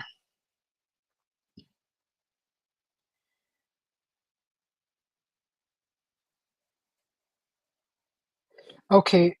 Here's something else in regards to food. Let's look at this. Share the screen. This is someone showing their cart at the grocery market. So this is their cart. This is someone that says buy less processed foods. I would love to, but explain to me how food with 2 ingredients costs more than food with 22 ingredients. Why is a bag of fresh apples $5, but a box of apple-flavored snacks with sugar dyes, corn syrup, preservatives, and ingredients I can't even pronounce only $2? That's true. That's so true. And this is to wake you guys up. Wake up, guys. Why is a bag of uh fresh apples $5? And that's not even an organic apple, mind you. Two like an apple costs like 2.50 to $3 for an organic apple. Okay, and she's talking about a $5 bag of apples. That's probably not even organic. So, there's a little comparison right there. Healthy food shouldn't be a luxury. Real food should feel like a privilege. It's not that people don't want to eat better, it's that the system makes it harder and more expensive to do so. Next time before you tell someone just eat better, maybe ask why a head of lettuce costs more than a bag of chips. So this is this person's grocery cart. So I see celery in there. I see bagels. Uh, Looks like I don't know if that's a head of lettuce. Down here are 2 cantaloupes, a bag of potatoes. Oh, hold on. Excuse me. Sorry, I tried to mute it. I tried to mute that sneeze. Sorry about that. I didn't push the button in time. So they're saying, sorry, excuse me.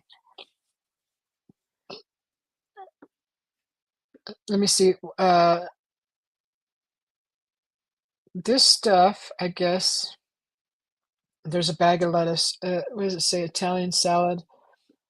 Um, what is that? Rice cakes? Is that like rice cakes? There's a bag of oranges, wild wonders. Looks like some fresh apples. What are these things? Are those yeah, I think that's a carton of eggs. Is that a picture of eggs? Fruit snacks. Okay. That looks like maybe green beans. There's a little box of muffins, mini muffins. She's got a lot of fresh food in here. There's a lot of fresh fruit and veggies. There's potatoes. That looks like rice cakes or something. I don't know if those are buns. But yeah, she has a good point. She has a good valid point. Uh, as far as the price of things in the store. She's got 60 likes. I'm the 60th, and there's no comments on this because I think a lot of people agree. And they really won't, they don't want to debate what she just said. So, what's this? Is that someone being like held down? Okay, so oh, how cute. So, what's this? This is a little cowboy riding a bull, huh? Oh my God, that's the costume. That is so cute. I just love costumes. Uh-oh. Okay, I didn't want to do that. There's the Halloween costume. So cute. Um, Let me see what else is there.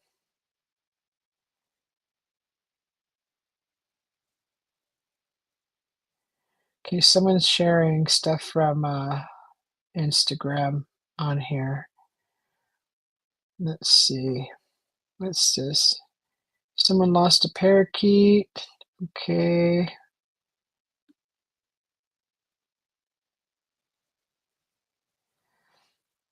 Uh,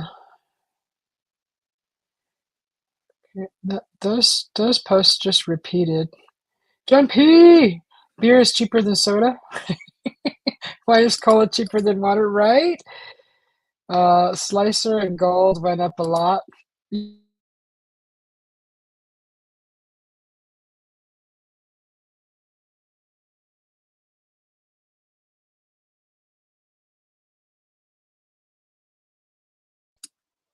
Sorry, guys. My computer had a glitch. Um, my hubby buys me apples every now and then, and um, like an organic apple is like 250, 250, almost $3 a piece. And so he'll buy me like two apples at a time. When I was just with my mom, I bought a bag of already sliced apples, and there was so many in there. I gave her half, and I brought home half, and I just finished those today. I was snacking on apple slices, and it was a variety pack. I don't remember if they were organic, but they were really good, and I don't remember how much they were. Maybe it was like $3 for that bag.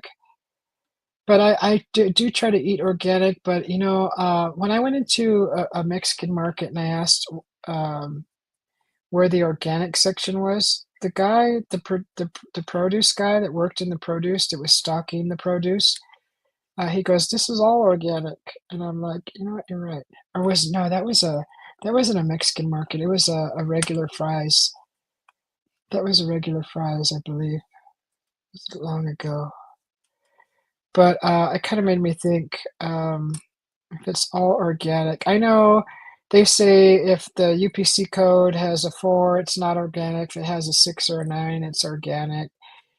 Um, but isn't everything that comes out of the ground organic, honestly? So I don't know. You gotta worry about the pesticides being sprayed on some of this stuff. That's why they really, tell you to rinse your fruits and veggies really good. They even have gone as far as soaking it in, vinegar and or baking soda and all this stuff you gotta soak your fruits and veggies in, to remove, all the pesticides. So, you just have to be really smart when you shop.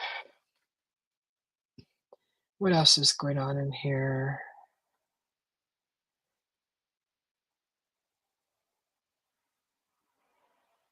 Okay.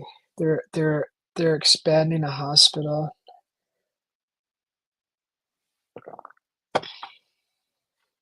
Oh, you know what we've been doing lately around the fire? Guess what, guys? Finally, we've been talking about, like, paranormal stuff. The other night, we were talking about out-of-body experiences. That topic was brought up recently. Oh my gosh. Just some really interesting stuff. Let's see. So, yeah, we were talking about out-of-body. So, the night that I wasn't here, which was last night, no, the night before, or was it 2 nights before?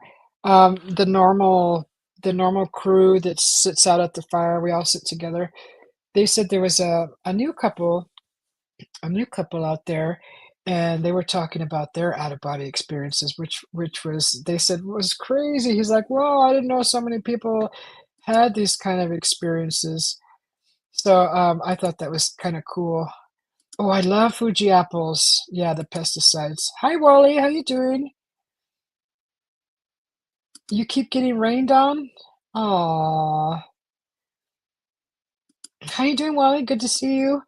So, yeah, this is like the third year we've been coming here, and finally, we're getting into the nitty-gritty at the fire pit with the stories. Because honestly, you guys know this in the paranormal, the paranormal places that you check in and out of on the internet, on social media. Nobody will say anything unless you bring it up, right? You just gotta kind of throw a few words out there, like a few words, just a few words, or a short story. Tell a story, right? You tell a story, and if there's 4 or 5 people sitting around, everybody will be, like, kinda quiet, and they'll be like, "Wow, amazed," or whatever. There'll be a silence, and then that'll, like that'll, like, get the ball rolling. 'Cause then the next person will say, "Well, this is my experience," and then they'll tell their story.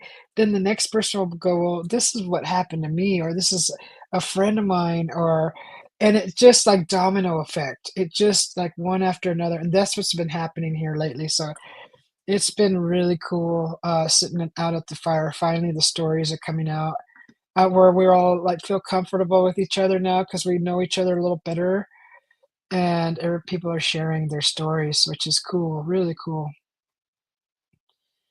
Jumpy says to wait.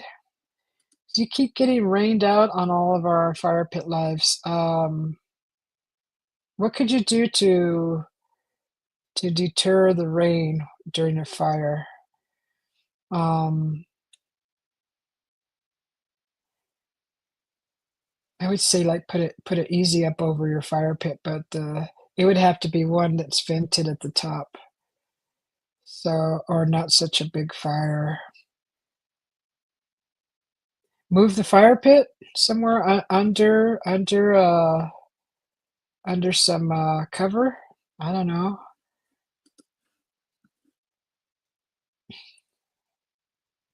I enjoyed last night until I fell asleep.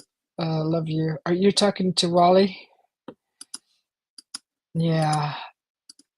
So let's put the music back on. Let's see. I'm just scrolling through here. I keep seeing the same stuff. What else is going on?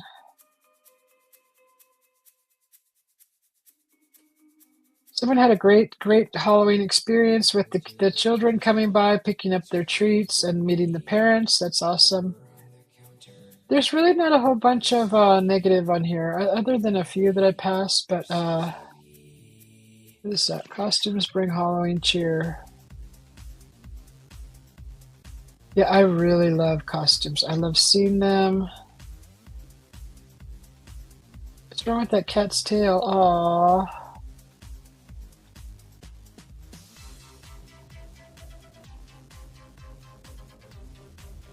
Looks like the poor tail got burned or skinned somehow.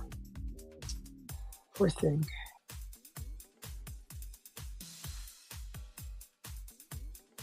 Okay, so here we go. Here's an article that says the Arizona food banks to get some funding to brace for SNAP. So food banks, okay, food banks. This is good news. Honestly, I think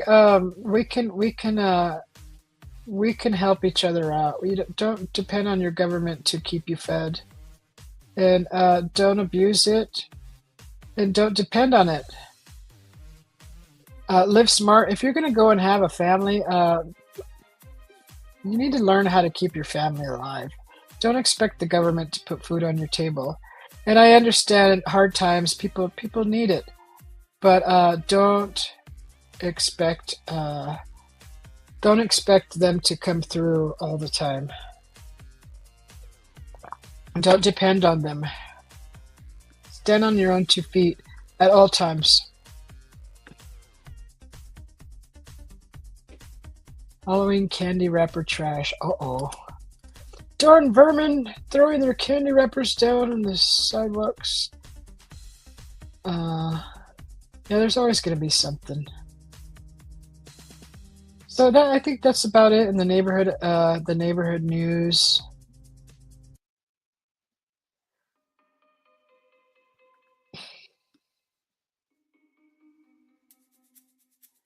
So this is a nice thing. So if you may have one of these in your area. So it says, "Hello neighbors, sharing this info. Save the date. Be there early enough." Address is on the second photo. So it's a flyer advertising Thanksgiving for 2025 meal giveaway. In Albuquerque on November 7th, Las Vegas November 9th, Tucson November 12th, Phoenix November 16th, Merrillville November 18th, Bullhead City November 19th, and Yuma November 28th. There will be Thanksgiving meal giveaways, and that's sponsored by Lerner and Rowe, which is a attorney, I believe. But yeah, that's awesome. I've never seen any kind of um, attorney at law give away food. That's actually nice. Nice to see that. So look in your local area and look for giveaways like that. I mean, maybe you may know someone that could utilize that type of information. I know that there's usually some restaurants will do free dinner for the veterans too. I've seen that here in Arizona.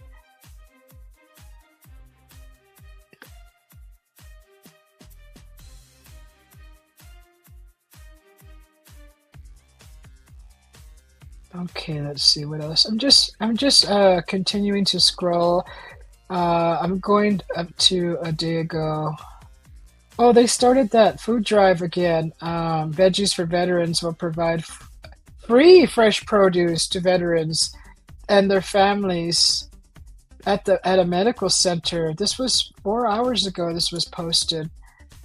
Um, Sponsored by Harris, State Farm, Girl Scouts, Southwest, Peddler's Sons, Sanderson Ford, Harris Casino, and the Grocery Fresh Market. It says this Wednesday, Veggies for Veterans will provide free fresh produce to veterans and their families at Carl T. Hayden's Medical Center. That's Wednesday, the November 5th, at 9 a.m. They also added, thank you, Gregory's Fresh Market, and all the community partners who make this possible. That's awesome. I like to see that. And so they're advertising this on the Nextdoor app. So it's actually a good place to advertise it. I hope a lot more people see. I've only seen 2 people reacting to that. I actually should share it. I'm going to repost this. Let's see, where is this at? Shoot, where can I repost this at? Copy link. I'll copy the link. I'll post it again on my side.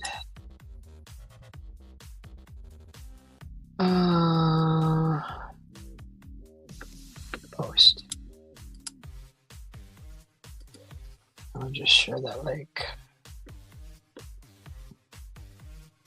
Next. Post to anyone. That's some good information, and it's 2 days from now. I don't have stupid Facebook anymore. Okay, so yeah, I think that's enough for that. What are we in? 2 hours already? My gosh. The vets and elderly suffer the most. I know.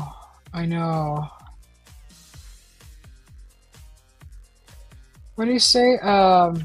We had 4 kids come by, says Wally. Pre-record a fire pit and just download it in StreamYard.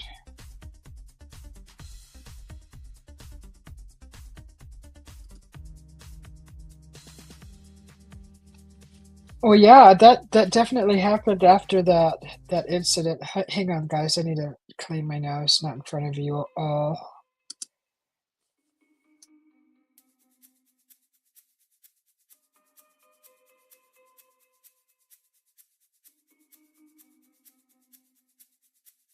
Walked into a coffee shop, it's waiting for me. Over on the counter, what did I see? Cup of coffee for Susie B. Okay, sorry about that.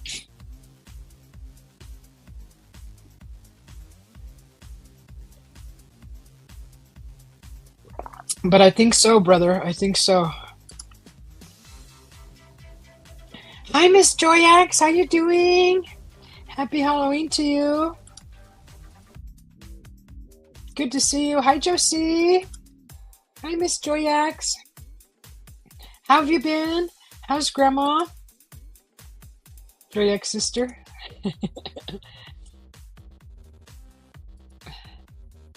Jumpy says, hi, Josie. Brother Jumpy, hello from Miss Joyax. It's wrong how for some all pay in politics. I know, right, brother? Honestly, I don't even understand why we even have it, but that's just my opinion. People are going to say, we need order, we need structure, we don't need S-H-I-T. We just need to live. And honestly, we will all get along really well because we all weren't born yesterday, and we all know how we would like to be comfortable. Other than the people who go around acting like they're entitled, I don't know what's going to happen with them. But when all the normal people get together and come together and help each other out, I mean, those other people are going to be pretty screwed. Honestly, they're going to learn real fast what humility is.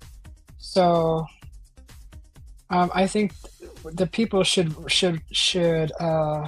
be in charge of the people, right? That's just my opinion. I don't know if that'll ever happen, but it's good to fantasize about.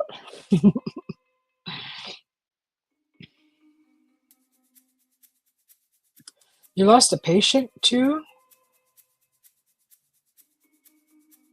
Was it because they lost their benefits or something, John P, or did they pass away? She's good watching TV. Oh, that's good, Miss Joyax. Good to see you. John P says, Roger hugs, brother. Rashid says, hello, Josie. Let's see. You know what? I never got a chance to use my my new emoji with the fangs. I never got to see how they looked on the. I mean, I made them totally last minute, and they came out like. How did they look? They're not even big enough, huh? I actually drew these guys. I drew these by hand. I saw a picture of it, and I drew it on my my tablet, and then transferred it over as a emoji. But yeah, the fangs are a little late. I'm gonna keep the fangs for a little while, and then we'll make something else. If anybody has any suggestions for a new emoji, feel free to put it in the chat and let me know. All the benefits. I know, and for like medical, huh, brother? Because it's so expensive to stay healthy. It's like no wonder why people are walking around with no teeth or, you know, with open wounds because it's so expensive. If they don't have any kind of insurance, it's like you have to go work for someone to get good insurance because other than that, you won't have insurance and you can't afford to do all this stuff. So it's really hard. And people that are, don't have teeth, guys, give them a break. They may not be able to afford them, and think about that too when you see people with, missing teeth. It's expensive for freaking teeth. I mean, if I wasn't with my hubby right now, because he has good insurance, fairly good, I probably would have, instead of crowns, I would probably just have empty spaces where the teeth may have been pulled instead. So, think twice about when you look at someone that doesn't have teeth. They're freaking expensive, okay, to fix, to replace. It's not easy. It's freaking expensive. It's like it's a mortgage payment or double mortgage payments. It's expensive. It's stupid expensive. So just think about that. They are pretty. You like the fangs? I like them too. What are you gonna make a short about, brother Jumpy? Coffee.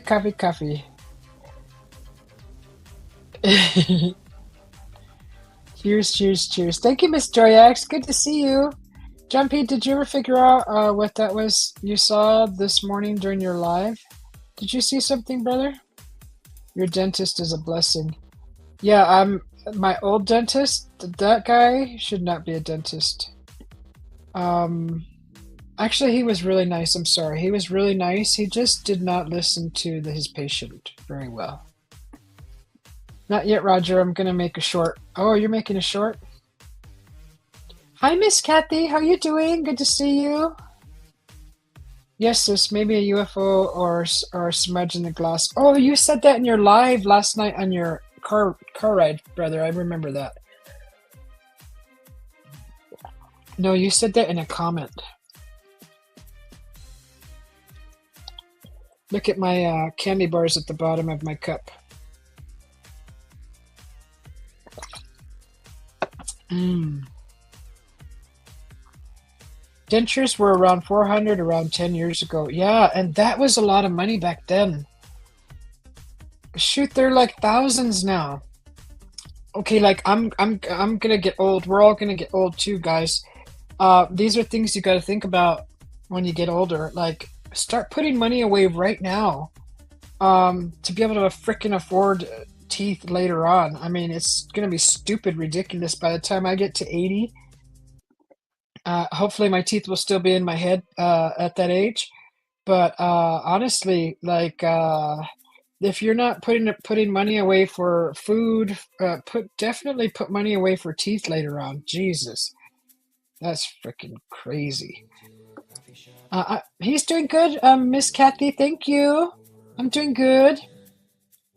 It was weird because we saw on the phone a bit, not with my eyes. What, you saw the reflection on your phone? Is that is that what you're trying to say, Brother John? Rochette says, "Hi, Kitty." Yeah, we're doing good, Miss Kathy. Thank you. That was just for the top plate. Yeah. Um. Yeah, it's scary. Like, that's scary. I mean, I always wonder, because my parents both ended up with dentures too, right? And who else to ask than someone with dentures? But like, how do you chew? How do you chew with just your gums? I mean, you gotta get prepared for this kind of stuff. You need to know. You need to know this stuff. it's it's really hard to talk about, but one day, these babies are gonna be gone, and you're gonna be like, Fuck. How am I gonna freaking eat now? Like, like, I guess you gotta figure it out, but you gotta be prepared for that kind of stuff. It's kind of scary. He caught something on his phone in the sky. Okay. Gums are hard if you practice. But they're soft though. I mean, like, don't your gums cut? Wouldn't they cut if you're, like, wouldn't they cut? Or I guess you couldn't eat like tortilla chips, or you couldn't eat like Captain Crunch, or you couldn't eat like how do you chew an apple? Like, it would be a banana instead, right? I don't know. It's kind of scary. Like, hopefully by the time some of us are in our 40s, 30s, 40s, 20s, 30s, 40s, by the time we're in our 80s, 70s, 60s, 70s, 80s, there'll be like a pop in teeth that just pop right in, and you know, just pop them in. I don't know. This is a silly, weird subject, but you got to talk about it sometime. Reminded me of a jetpack. Oh, you saw something like that, brother? It looked like someone with a jetpack flying in the sky. Bony gums. Oh my god. Well, yeah, the bones are right under there, right? I'm all feeling. Because this is, well, no, those are your teeth filling in those gaps.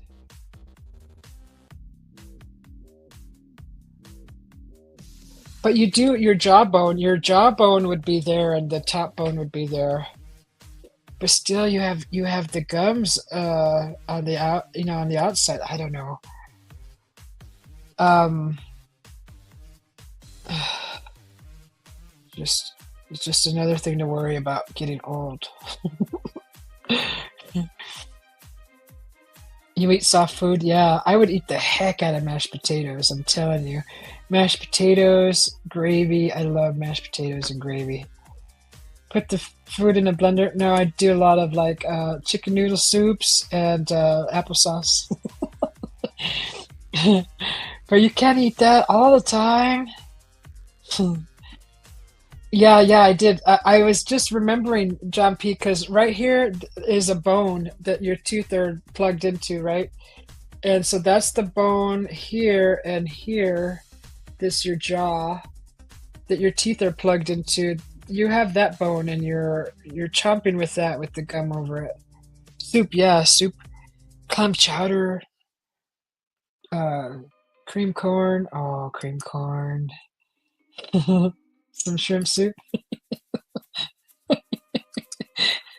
Cotton candy. You could eat cotton candy. You could eat a donut, I'm sure. Not like an old fashioned glaze, because that's a little harder. I think that's called an old fashioned glaze. Did I see? Cup of coffee. Chomping, Susie chomping. B. Miss Kathy says, I told my doctor today I was going to the store and steal me a roast and crackers. They'll put me in jail for a bit. They'll have to pay for my meds and other stuff. Miss Kathy. Right? Oh, I guarantee you they'll send you the bill. Do they send you the bill when you're in jail? I don't ever believe I've ever heard of anybody being sent a bill. Did they have to pay? Always cut stuff like meat in small pieces to eat. Yeah. Um, I love mashed potatoes. Big hugs, Miss Kathy from John P. Brother. Thanks for popping in, Miss Kathy. So yeah, we were just talking about the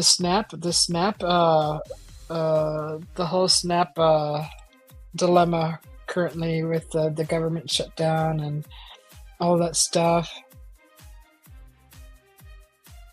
And I was just mentioning, it's not hard to survive on staple food. You can survive off of meat. You could even get a canned ham. I mean, if you had canned ham, you could make a pretty good meal with rice, beans, and like a protein, rice, beans, maybe. And if you can't afford meat, like if you can afford meat, I would get a protein and like a rice or beans, like chicken and rice and beans, or beef, rice and beans, or if you don't care for the organ meats. I mean, I know that a lot of people don't like that, but they're a lot cheaper than regular meats. Like I like beef heart, and that tastes like a steak to me, honestly.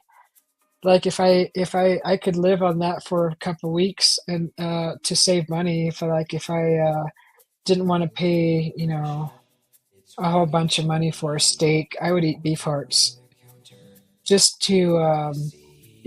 Cup of sacrifice coffee until I for could Susie save up enough. B. There's ways. I mean, people, all that stuff you see on the internet, social media, with people freaking out about going starving.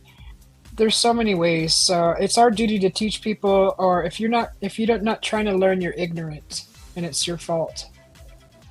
But going into the store and doing a shopping spree is not right either.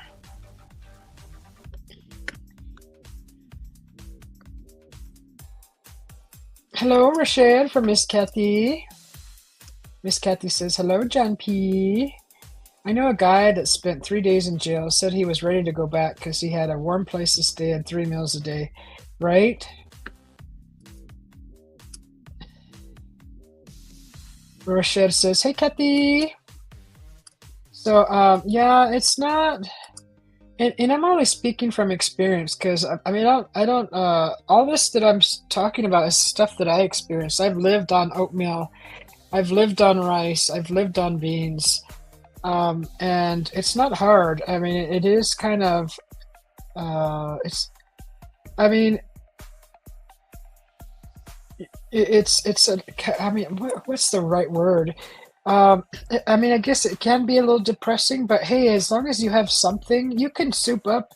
You can make beans taste really good. You can make rice taste really good.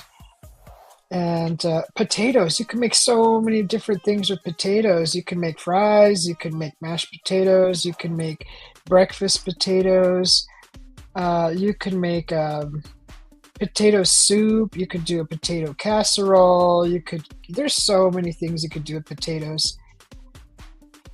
So there's no excuse for people to go hungry because if you shop smart, you can buy some a good amount of rice and beans potatoes with like $20, and it should last you several days, almost a week with all of that stuff if you shop smart. So there's no excuses. But some people need to be taught. Go out to the country. They free range chickens, so you hunted today and you have chicken tomorrow. There you go, Miss Kathy. I like how Miss Kathy thinks. Hey, there's wild turkey out there too. Honestly, you want to throw hunting in the mix? Go kill. Whoops. Go go hunt some dove. I had dove last week from a couple that was here that were from Texas, and they're both hunters. The couple, right? The man and wife, awesome people. They made dove. They hunted dove and they cooked it into a jalapeno popper. So they got the jalapeno, cut it in half. They stuffed it with the cheese, the cream cheese, and they put a dove piece of meat in there. You know, a dove, whatever piece it was. I don't know from where the anatomy it was from, but there was a piece of dove in there, a piece of dove meat, and then they wrapped that in bacon. Oh my God, the best stuff ever. Really good. They were raised eating squirrel too, and I'm like, squirrel. So I mean, there is a lot of food around, but nobody knows how to hunt, Miss Kathy. They don't teach you to hunt in school. This is something family teaches their kids. Their grandparents teach their grandchildren. So I don't know if they're teaching that in school nowadays, but I doubt it. I doubt it. And if you don't know how to do it, get on the freaking internet, go to YouTube and search how to hunt dove, how to fish, how to skin a deer. I bet you there's I wouldn't think that they're I wouldn't think that I mean I would think that they would allow that kind of stuff, that kind of education on YouTube. You don't mind going to jail in Monopoly? Oh, that's the safer one, huh, brother? Hit one with your car? Oh, I know, but then what do you do with it? You got you got this big bloody mess on the road. What do you do? Honestly, because I don't know how to do that. I would just cut the freaking leg off, take the leg with me. Because I'm not messing with that stomach part. I mean, I've seen a deer or one of those, you know, opened up down the center of the stomach, the belly, and then the insides being pulled up. But if you cut that thing wrong and you open up the wrong thing and it taints the meat, you're done for. So that's why I would just like take the leg, put it over my shoulder, be like, all right, put that whole thing over the fire and just let all the hair burn off everything. You're like jerky.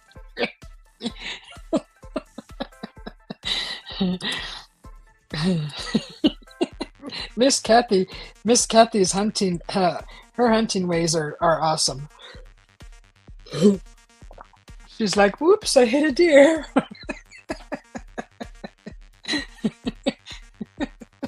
Time to eat, kids. Oh my god. Oh my gosh. Yeah, I mean, there's no excuse to go hungry, honestly. Aside from the hunting part, there's still ways to survive if you live frugally. If you know how to live frugally, you can survive. You could survive almost on off of one thing, rice. Like I said, I lived on oatmeal for quite some time. And shoot, I've lived on ramen, and I know a lot of you guys growing up lived on ramen. It's not as healthy, but it's food in your belly. And it'll keep you going until you can come across a nutritious, healthy meal. So even just putting eggs within your ramen. Heck, I used to eat well, I used to be forced to eat raw eggs when I was a kid. So I kind of got used to it, and raw eggs are really good. They're really good for you. They make you strong. They make your hair shiny. Just like if you give them to your dog. Look what it does to your dog. It does the same thing to your hair. So it sounds disgusting, but I kind of learned the hard way. But I mean, I don't eat raw eggs anymore. If I want my hair shiny or something, I'll pop some raw eggs for a week or whatever. And you'll see a difference.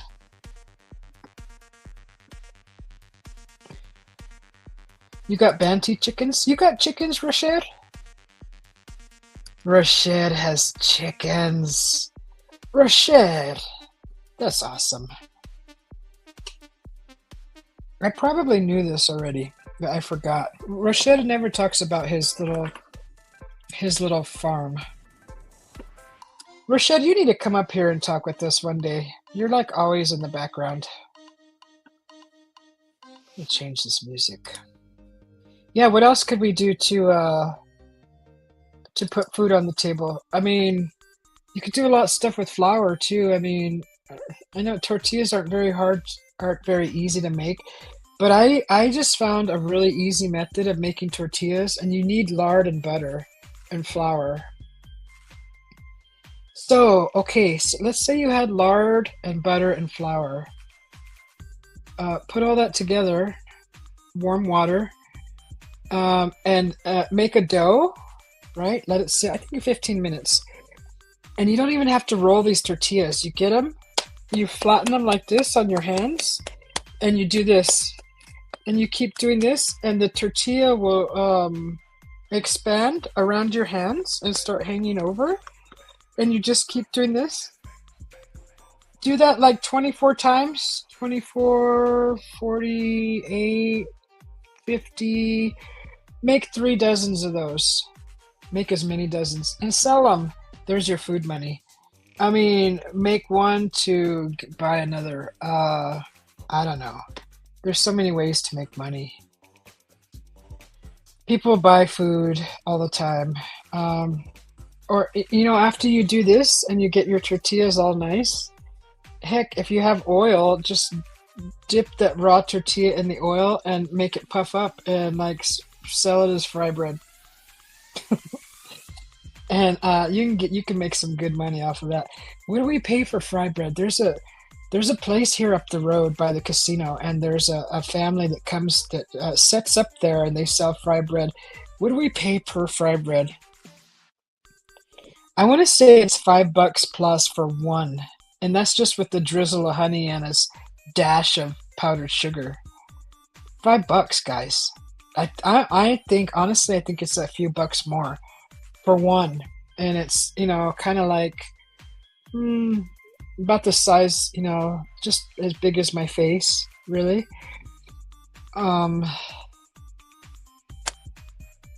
You could make some money quick. Just tell us some of your friends and let them try one. That's how you'll gain your clientele. So, and then have fun with it. Experiment. Fish. Oh yeah, you've told us before. Miss Kathy says pigs, cows, frogs, chickens, sheep, fish. We raise them for food.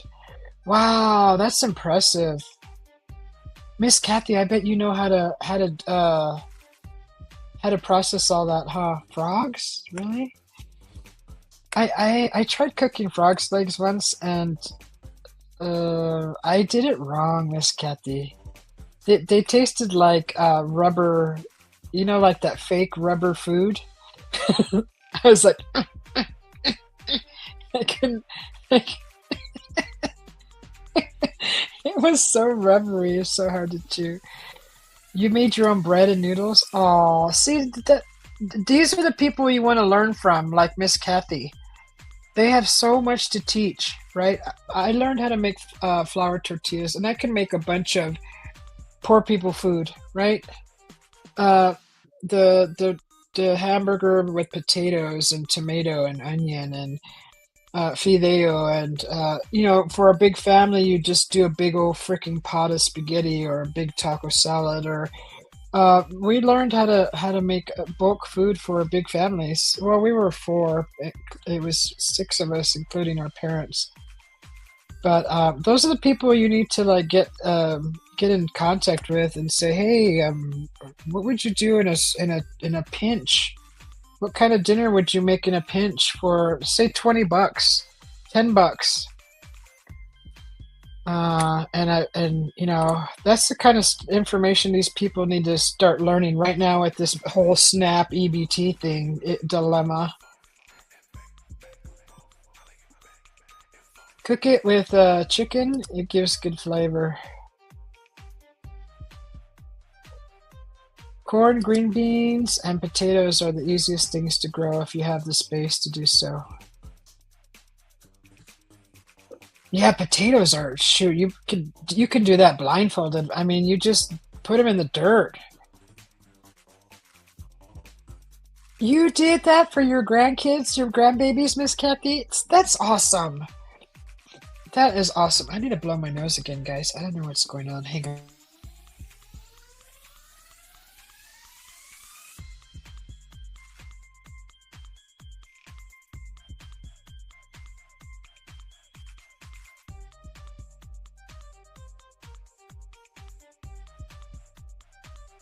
Okay. God, I hope I didn't catch nothing at the casino. I usually am very careful when I touch stuff and I wash my hands. But at the casino, I may have, you know, you know the buttons that you push on the machine. I may have pushed them. I only played three machines, but they could have been used prior by someone who had a cold, maybe. Hope I'm not getting a cold. The weather is changing though. It's getting colder at night. But I like this, Miss Kathy, that you did a cooking class for your grandkids. Oh, cook it with fried chicken and the that same kind of batter. Do you soak your frog legs in buttermilk or anything before you cook them, like you would the chicken? Like, you know, there's a recipe that you soak the chicken in buttermilk.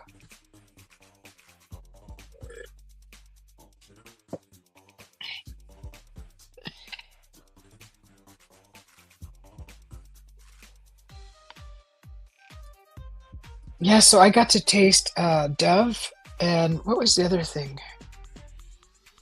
And venison. It was smoked venison. It was peppered. The crust was peppered and it was smoked and it was the most delicious meat ever. The that couple from Texas brought it with them. The two that they hunt.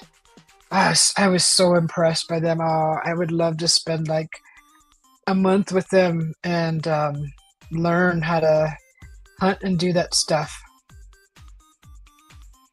That would be so awesome. Because that's the only thing I've never really learned in my life that I would like to learn. It's gonna be hard because I don't like to take animals' lives, but if I'm hungry, You bet your sweet derriere I'm gonna frickin' go and take something out to eat. But I need to learn what to do after that. It's not gonna be fun. It's not gonna be fun, but your cousin would just roll the frog legs in flour and then deep fry them. See, what did I do? I don't think that I put flour. I think I just threw them in the frying pan with seasonings, and they didn't come out. I threw them away. I was just like I took one bite and I couldn't chew, and then I just threw it all away. I was just like I either really ruined it or it's really horrible. And I think I did something wrong. I don't think I properly cooked them. It's not like they came with instructions. And at that time, I wasn't on the internet, so I was living in Idaho. Well, I was on the internet, but I wasn't looking for DIY frog legs at home. So I was just kind of like, oh, I've cooked a lot of things. This can't be.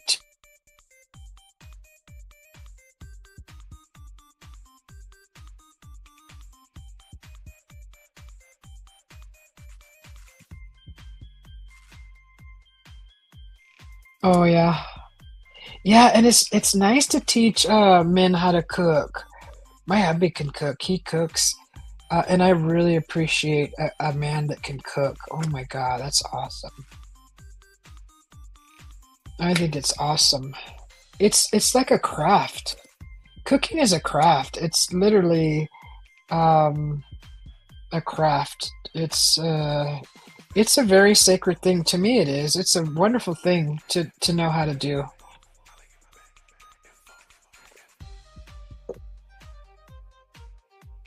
Especially if you have an open mind and you can just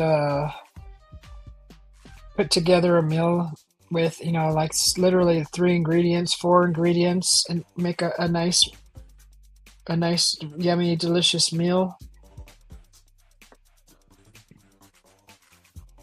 Okay, so however you prepare your fried chicken, you just throw the frog legs in there and just fry it all together. Got it. I see. I'm not good at making fried chicken, and I grew up. My mom, she fried chicken, but not as often as I would have hoped. She did a lot of baked chicken, and she taught us how to do lemon baked chicken. We did barbecue chicken, but it was all baked. We didn't do a lot of fried chicken. I maybe I know she knew how to batter things, but I don't ever remember having like amazing fried chicken growing up. Like she can make a chile relleno. She could make what else did we fry? We didn't fry a whole lot. Not battered. We didn't batter a lot of stuff growing up. Not in our household. She made a lot of homemade tortillas though. We had a lot of beans, we had a lot of rice.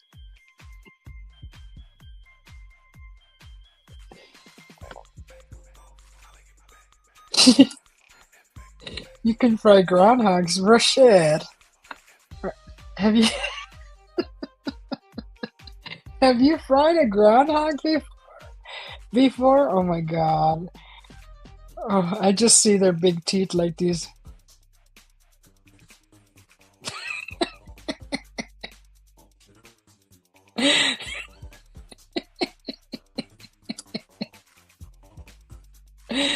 Oh my God. Really? Oh my God. Hey, whatever keeps you alive, huh? How does groundhog taste like groundhog? Um, seriously, I guess you can eat almost everything.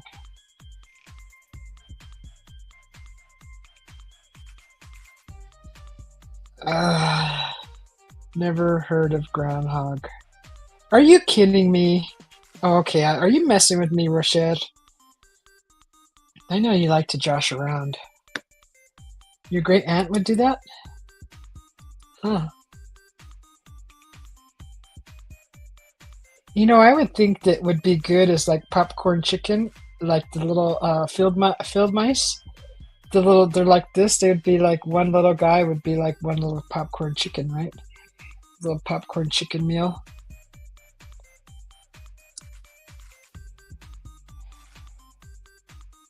You're being serious?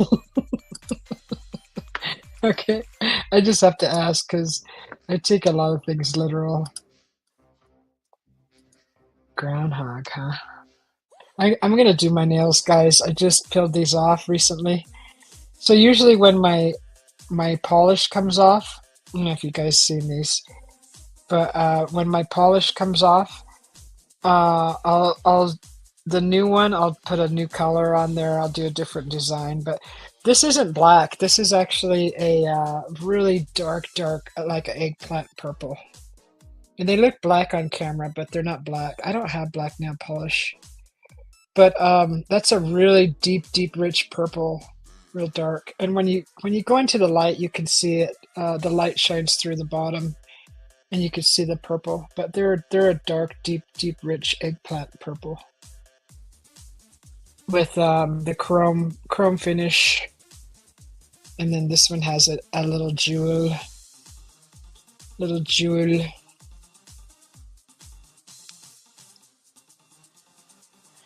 Miss Kathy says the deep wood people eat groundhog and other stuff. I bet.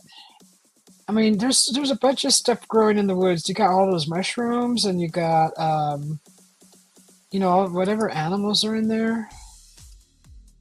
I mean, you would have to eat something, right? You have to learn. You got to be a survivalist.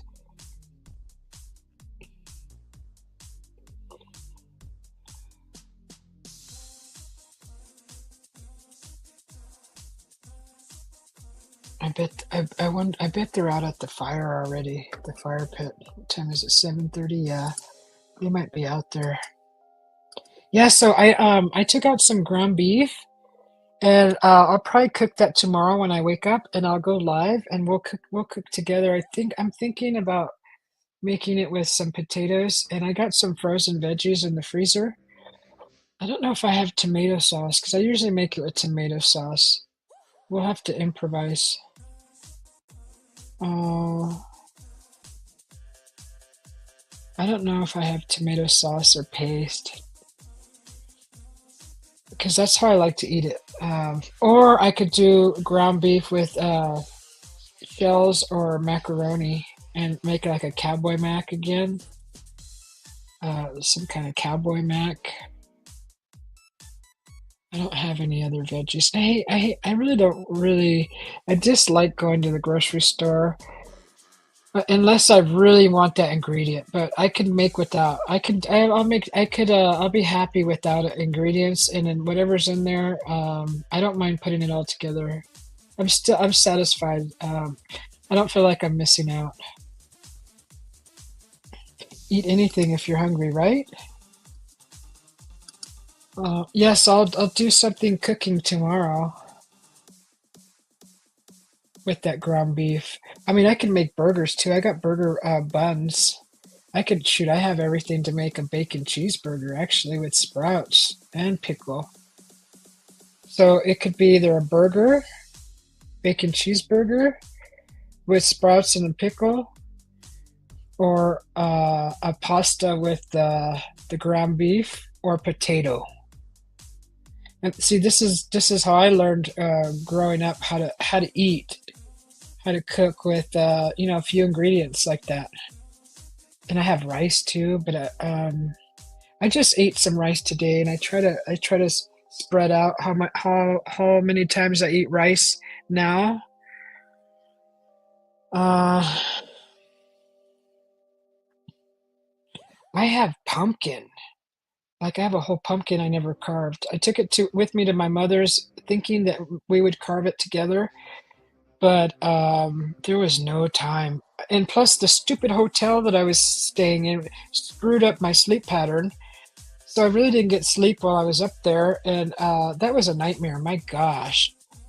And then the last day I was there with her, I was there literally till the last minute to her doc till her we we arranged a last minute doctor visit so I could ask a lot of questions about organizing her medications and asking for advice on a few things, not just putting her PCP and and all of us on the same page so we all know what's going on. And I left as soon as I brought her back home. I like headed back home here because the next day was going to be Halloween, which was our anniversary, my hubby's and I, and then his birthday was 2 days after that. So I had so much stuff to do. I didn't have time to even do anything after I left my mother's. So everything was like so. And then he came on Halloween, so I didn't have time to sneak away and go get decorations to decorate for his birthday. So all I had was leftover some ribbon from the last birthday party, blue and white ribbon, the kind that you use the scissors to crinkle. You know when you stretch the ribbon with the scissor edge, and it makes it spiral. So I had blue and white ribbon. I had a few balloons that survived from last year, and I literally blew up two blue balloons, a pink balloon, and a yellow balloon, and I put them all together, and I taped them to the top there, and I couldn't even go buy anything because he was here. I couldn't do any of that. So I got all those ribbons, and I must have spiraled about 30 ribbons, and then hung them all up over the balloons, draped them, and then I didn't have time to buy him a card or a happy birthday banner or nothing, so I painted one.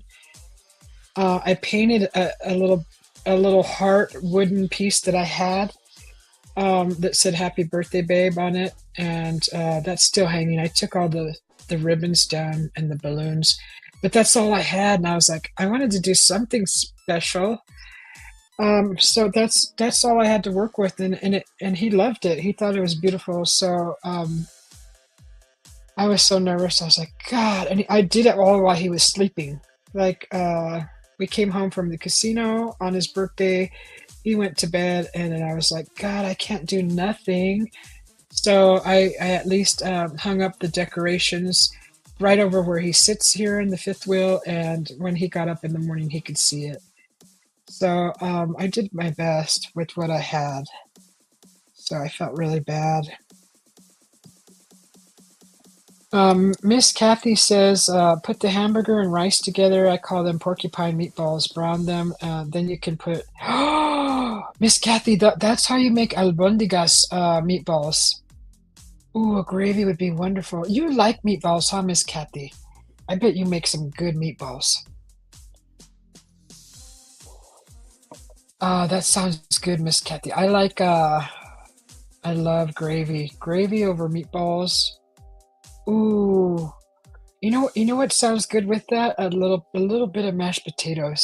So you could put your mashed potatoes in the middle and like a meatball in the center and then the gravy over that. Mm, that sounds so good.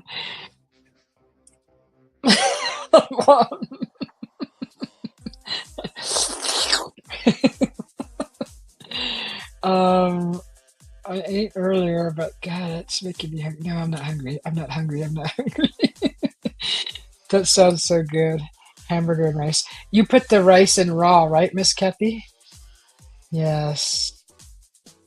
I love making gravy. Oh my God. With just so you cook the meatballs, right, Miss Cat? Did you say boil them? You boil the meatballs, or do you fry them in the pan? Do you fry the balls in the pan, or do you boil them? She's probably gonna get mad because I said boil. Yes, raw rice. How do you do it, Miss Kathy? Do you fry your meatballs, or do you boil them?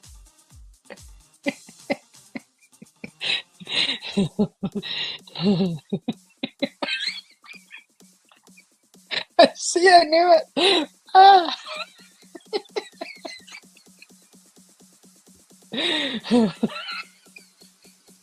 I knew it. I knew it. Miss Kathy wants to just smack me. She just wants to slap my face. Fry those balls for God's sake. All right, Miss Kathy. I knew. I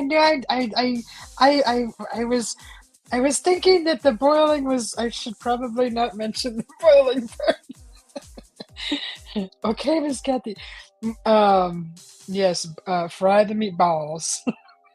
Oh my god! Oh my god! Okay, Miss Kathy.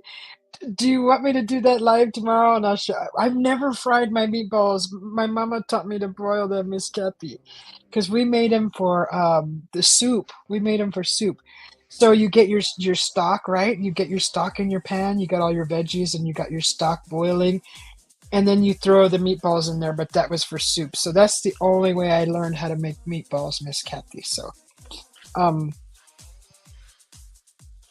I love learning new ways to cook things. Miss Kathy, don't hit me, Miss Kathy.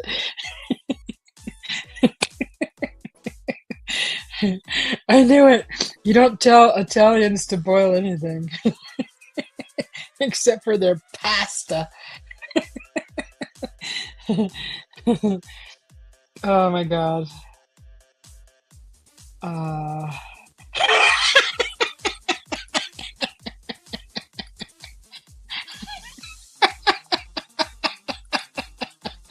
Miss Kathy, are you okay, Miss Kathy? Miss Kathy, are you okay? Oh my gosh. Someone go check on Miss Kathy. She needs her inhaler.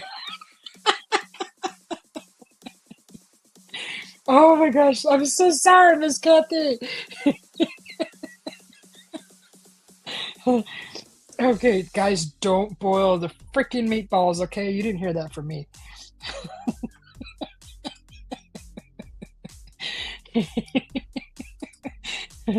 Okay. How long do they cook? They're solid. Like how big like this big? Like let's say I want to make okay, maybe one big meatball, two meatball, two meatball, um, like this size. How do you cook it all the way through? Like you cover it with the lid. I'm getting my heart is hurting. My chest.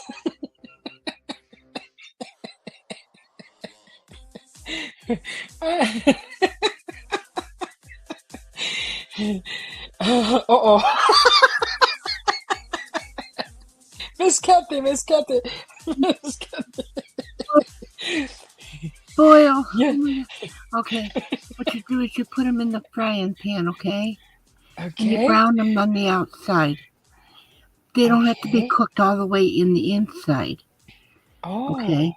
See, Okay. because when you brown them on the outside, it seals it, kind of. So when Uh-huh. you put it in any kind of soup or sauce or whatever, they won't break. All it will do is that hot sauce or juice or what will cook the inside of it, and it will soak Oh. into it. See what I'm saying? Okay. Because Yeah. if you take that raw hamburger, it'll break up when the juice starts to boil and heat, and your hamburger will break up. Mm-hmm. So you gotta seal it, you know. So Okay. put a little bit of if you want, take the hamburger. You can well, people use breadcrumbs crumbs now, which, Uh-huh. you know, between you and I, that's not a bad thing because it. Well, when I was growing up, I learned it from the old people. You know what I'm saying? The people that Yeah. were born in the 1800s. I was learning from. You know, Yeah. so That's ancient wisdom. We love it. well, and then it gets passed down, right? Because Mm-hmm. then and so anyway, you we used to make our own bread and then we let it dry and then we break it up and then we got our own breadcrumbs.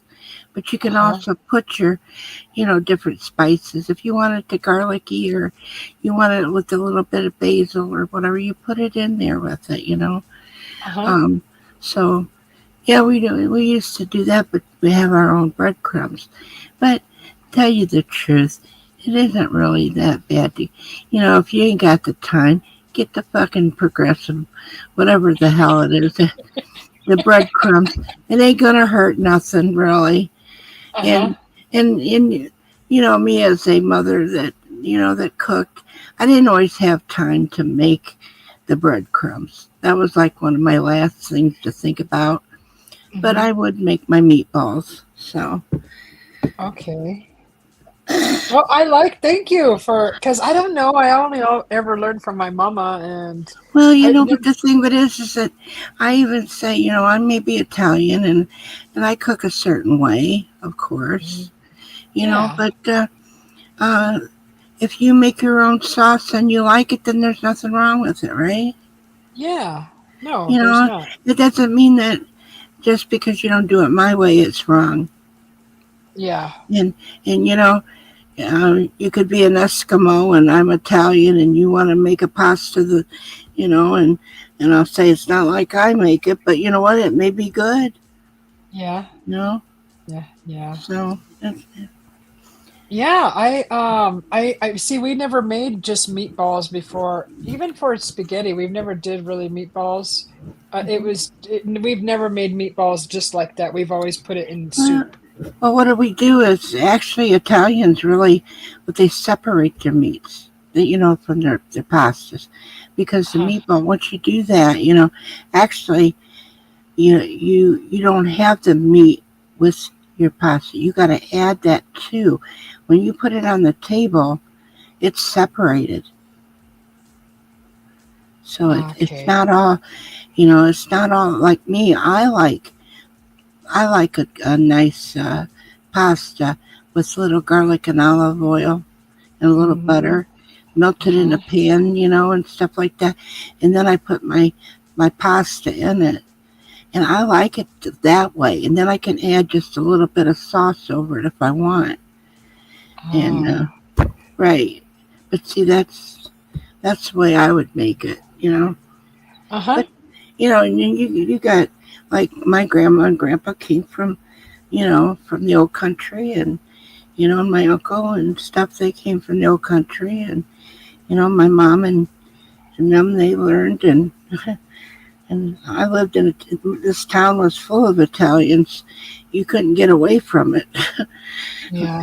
If I mean, you had to learn how to make a meatball Well, yeah. because Yeah, I guess. Aunt Carmelina would throw it at Uncle Uncle Jimmy if he come, because Uncle Jimmy had a shoe shop here in town. That Hmm. was his business, and he had all the stuff. And if you went in there, he made your shoe for you. So Really? yeah, yeah, he would measure your feet and everything, and he'd put it all together. He made that whole shoe for you, and he'd call you when it Wow. was done. You know, Wow. but he would keep, like say if I went in there, like Mama and Dad, if Dad would go in there, and he would all Mama would have to do is say, make one for the husband. All right, same kind, yeah, you know, if Hmm. that's what he wanted, because he would have it on the books what size and who it was and everything. Wow. That's amazing.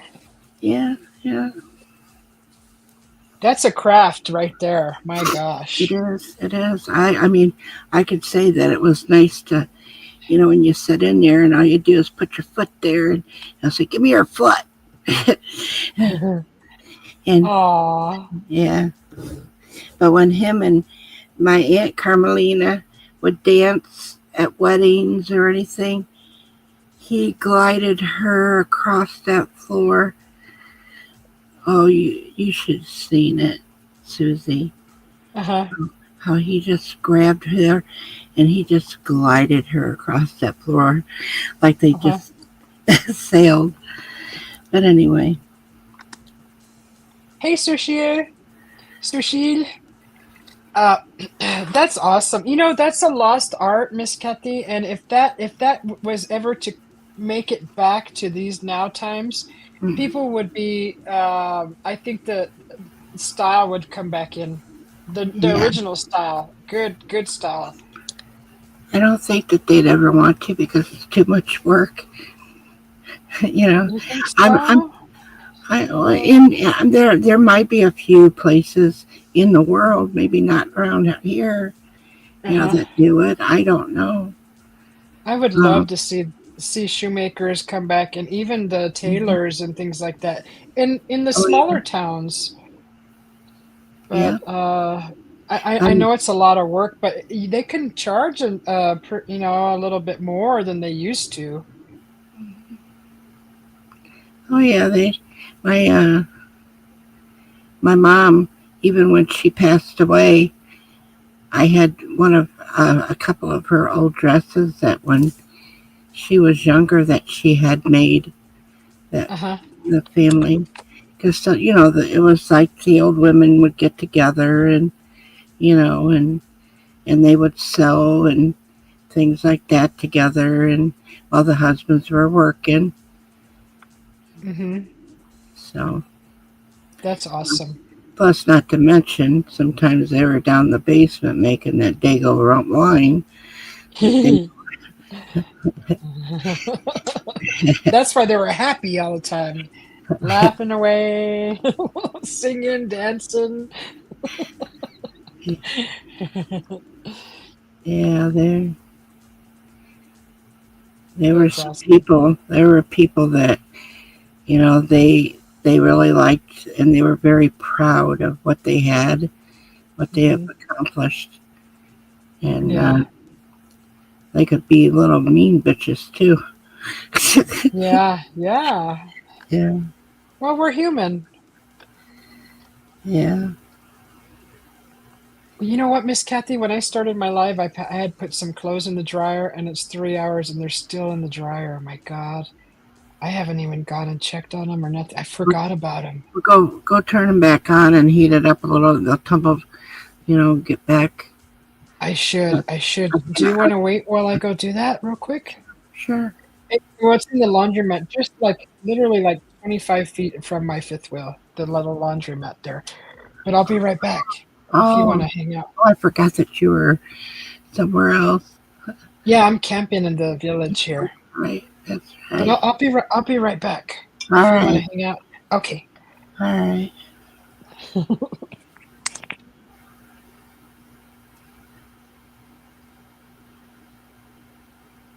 What's wrong with your dryer, John P?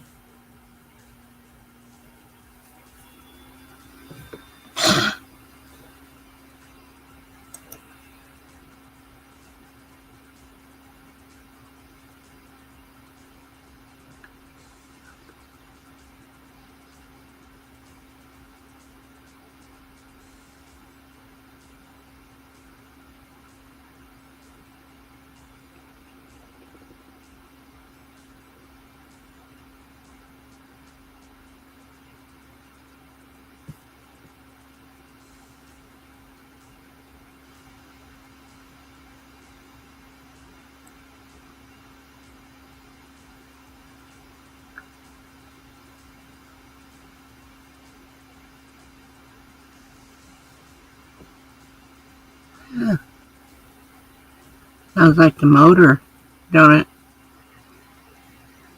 Sounds like it needs a motor repaired.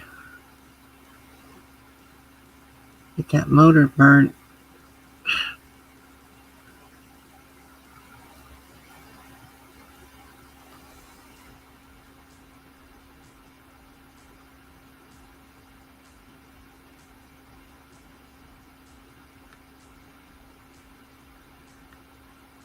You got a runny nose? I do too.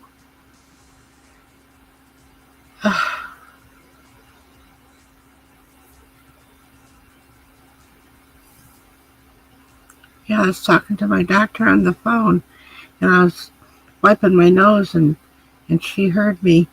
And she goes, "Do you need something for a cold or something?" I said, "No. I got a runny nose. What are you trying to do? Give me some more medicine?" "Well, you can get something over the counter." "Well, I know what to do with it." Yeah, that's like, is your freezer running? We used to do pranks like that.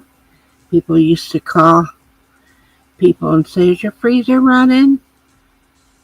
We were back with the party lines when all you had to do is pick up the phone and there'd be people that would be talking.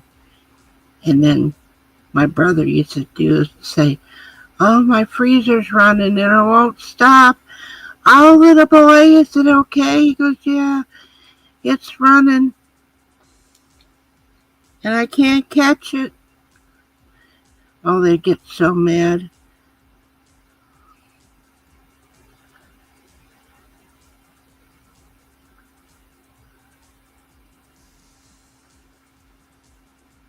What's white tiger cream? I don't think I remember what that is.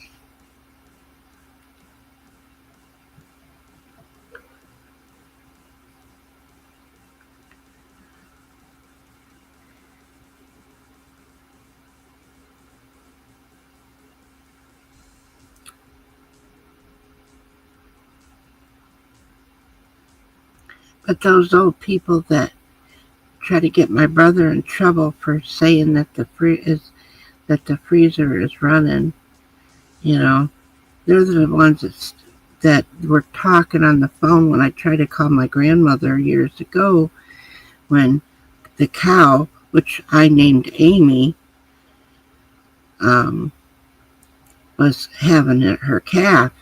And all I did was I said, Amy's having her baby," because they were saying, what do you need? What do you need? What's wrong?" And I said, "I need to call my grandma. Amy's having her baby." And next thing I know, before my grandma, they hung up, but I called my grandparents to tell them that, that was, and they were coming out. Well, by the time they got there, the ambulance was on its way. They thought it was a person on the farm, Oh, a baby. can you hear me? Yeah. Okay, good. I'm back, Miss Kathy. What did I miss?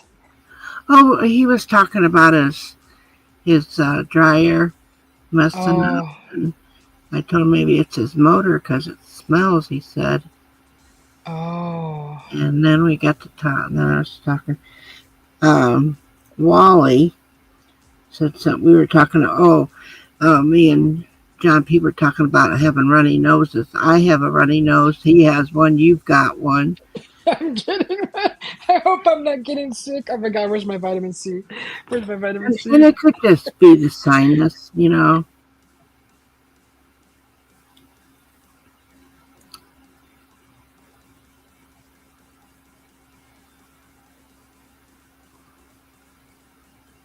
I totally forgot. I don't go out in public too much, but I try to be mindful of, washing my hands and being careful.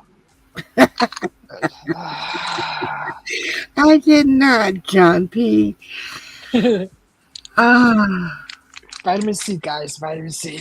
Take a whole bunch of it with some coffee. when I Just was take, on, take a lot. when I was on the phone with my doctor earlier, and I was sniffling. She was asking me if I needed any medicine for my cold or whatever. I told her Uh-huh. no. No! You're all mad. Back to the police. Back to jail I go then, huh? Oh my God. Come on, vitamin C, do your job. Do your job.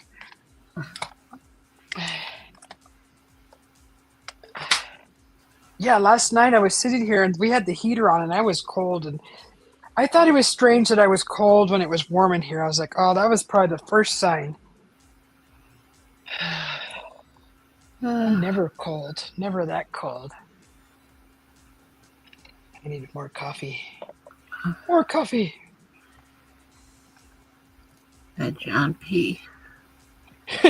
She said you called the ambulance for a calf. Oh, I was telling him about how when we used my brother, these old ladies would be on the phone because we had that you know where you could just pick it up and it was they would be there. Hmm. And so anyway, my brother would get upset because it was like the same old ladies that they get on that phone and they just talk the party line. Yeah. So my brother, my brother gets on the phone, picks it up, and they're there, of course, and he goes, "Is your freezer running? Go catch it." That's a phone prank. Well, I know, but it's Oh been my around gosh. for many years, but those old hags didn't know it. The old hags. So they tried to get my brother in trouble Oh for my it. goodness. So that's when then I said it was the same ones that when Amy the cow was having her calf, I called my grandparents. I got on the phone, and of course those old ladies were there, and she'd asked me what's wrong. I said I got to call my grandma, and she goes, "What's wrong, dear?" And I said, "Amy's having her baby, and I got to call my grandma." So next thing you know, by the time they got there, here come the ambulance. Frickin' ambulance.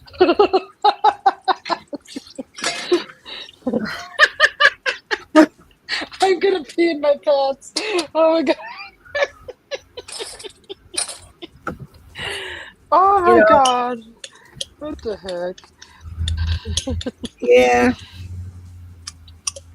See, and when I was younger, I wasn't paying really, too much attention so much as, like grandma and grandpa, Uh-huh. my grandparents. But years later, uh, when we were talking about it and laughing, because those hags gotta stick their nose in people's business. Um, oh, they used to get into people's business, you know. Uh-huh. So anyway, so years later, grandma and grandpa had told me when I was an adult and everything that uh, the ambulance people they had laughed. They said never been out here to try to help a cow give birth before. He goes, he goes, I couldn't imagine taking this up to the hospital in town. Oh gosh, who's But he calling was me? kidding around and everything. Yeah. My hubby's calling me. Let me answer this real quick. I'm gonna go mute. All right.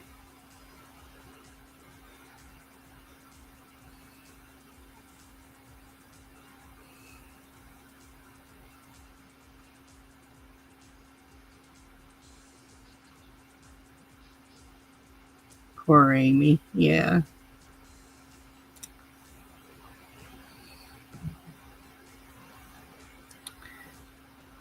She got knocked up by the vet. That's another story. My brother told me that uh, we had other cows and bulls and stuff like that on the farm, and for some reason she wasn't taken to them. So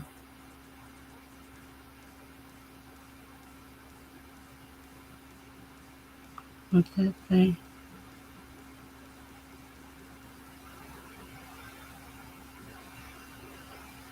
Uh huh. So anyway, my dad said we were going to have to call the vet, and he said we're going to have it, or have Amy artificially inseminated. Well, I didn't know what that word was when I was a young girl. I never heard of artificial insemination. So anyway, I asked my brother. I said, well, what's artificial insemination? And he goes, well, Dad called the guy to come out here and get Amy pregnant. Now, you, and I said, really? And he goes, yeah. He goes, you're going to go out there with him when the guy comes. And Oh, he's going to go and he's going to get her pregnant. Now, he's going to stand on a stool and he's going to put his thing inside of her. This thing, what? And I'm like, what? You know? So I go, and I was like, I don't want to go. I don't want to go. So my brother goes to my dad, hey, could you have her go out there? He used my real name. He goes, would you tell Kathy to go out there with him when he comes to take care of Amy? Because I can't be here. I'm not going to be here because I'm going, somewhere else. And Dad was on his way to work. So he told me, he says, I want you to go out there when he comes and be with him, show him which cow it is. So I go out there with him, and here he stood on this stool, and I started to panic. I thought he was going to do something to that cow, of course, because he stood on that stool. I was thinking what he was going to do, Oh no! Yeah, I didn't know this was artificial insemination. But then I seen where he had pulled the stuff out, for that and Yeah. everything. And yeah, so when I yelled at my brother and everything, he was laughing so hard. Said, I'm going to get you back. So yeah, then that's how Amy had gotten knocked up. And when like I said, when she was getting ready to have the cow, Uh-huh. or actually it was a steer or a bull. It was when she had it. It was a male, of course. It was a bull, and we had to decide whether we were going to, um, make it a steer or keep it a bull. You know what I'm saying? Yeah. Uh-huh. Like clip its nuts. Yeah. Rocky Mountain oysters. Let me Mm-hmm. tell you, we had one cow that had twins, Uh-huh. and Dad decided, we'll pick one that we're gonna denut, and then the other one can stay nutted. You know, Oh. yeah, yeah. Doing all that back then when everything was pretty much done by hand, and and stuff like that. Oh my gosh. Yeah, we made our own dill pickles, and and we'd get the cucumbers out, and we'd have to dill our own pickles and Yeah. stuff like that. You know how much a jar of it pickled anything is? It's like 8 to 12 to $13 for a small jar of pickled okra, pickled like olives, jalapenos, beets. It's expensive in the store. My gosh, expensive. I wasn't much for sweet pickles. I always Yeah, liked the no, dill. I always liked the yeah. dill. I don't know if it's because that's what we used to make growing up. I don't know. But Hmm. I mean, I can't say that a sweet pickle is terrible. But if I had a choice, I would go for the dill. Yeah, me too. I don't care for sweet pickles. They don't Yeah, taste right. yeah. That vinegar with the sugar is just no. It's to me, it's not a good combination. A lot of people like them, but I Oh, don't care oh for them. yeah. Oh yeah. Yeah, yeah. Yeah. You know, you make those just like you can with your dills and stuff Hmm. like that, you know, and you can them, put them in the Hmm. jar. You know, we jarred our wax beans, our green beans, and you know, and we used to do all kinds of stuff. Hmm.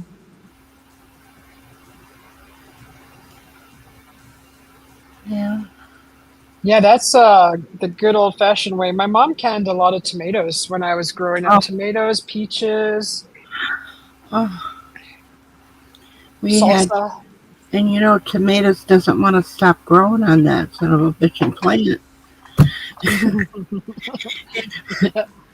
And but we were, you know, there was like so many jars that we would make sure that we would have Hmm. because first of all, we would make our own pasta sauce, and we Yeah, would put it in jars.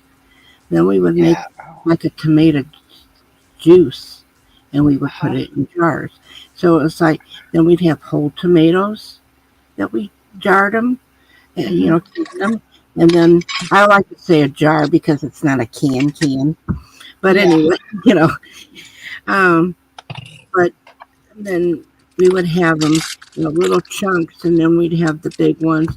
So my dad did it almost like a little business. Like we got to have this many because you know we got to have 7 people in this family, and Uh-huh. you can have this and that. You got to have this. So, but we always had way more because we always brought it to town and give it to the elders to have. Hmm. Oh. That couldn't get out and do their own gardens. Hmm. So we would do that as well.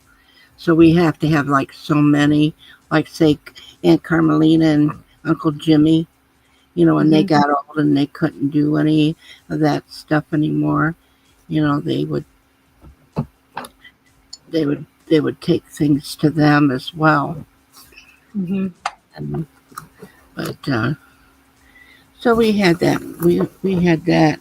What we did, and also with when we butchered uh, so many chickens, Hmm. and then we also butchered the cows, and you know, and my grandma and grandpa had the pigs, so we would butcher the pigs, and then they would get some of the beef, and we'd get some of the pork, and then Mm. take some to town to make sure that the elders had food. Did you ever cook in your family the pork bellies in crispy or in the oven or fried? Did you ever make pork bellies? Um, I wasn't, to tell you the truth, I wasn't a great big pork eater. That Uh-huh. was something that I really didn't. Even when I got married to my first husband, I I would make a pork chop, or a pork steak, and Hmm. and stuff like that. Or I might have like one of the great big hams or a pork ham, a Hmm. pork roast. But otherwise, I really didn't get into doing all that with that stuff. Although the Italians sure did like ribs in their sauce too. Oh, oh, really? They like pork ribs in their pasta sauce. hmm Hmm. I've never heard of that. hmm Yeah, they like that. That's different. hmm Yeah, Sounds they. good. Yeah, my mom's aunt is what she would call her. But then our cousin, her and her mom would make the sauce, And I would say, I don't want to go over to Cousin Tina's. And Mama Uh, would say, why? Because I know we're going to have that sauce with that pork ribs in it. It's good. oh, It's good. I said, well, I don't really care for it. I don't care if I'm Italian, Sicilian, whatever. I don't have to like it. mhm, Just because another one made it doesn't mean I have to like it. yeah.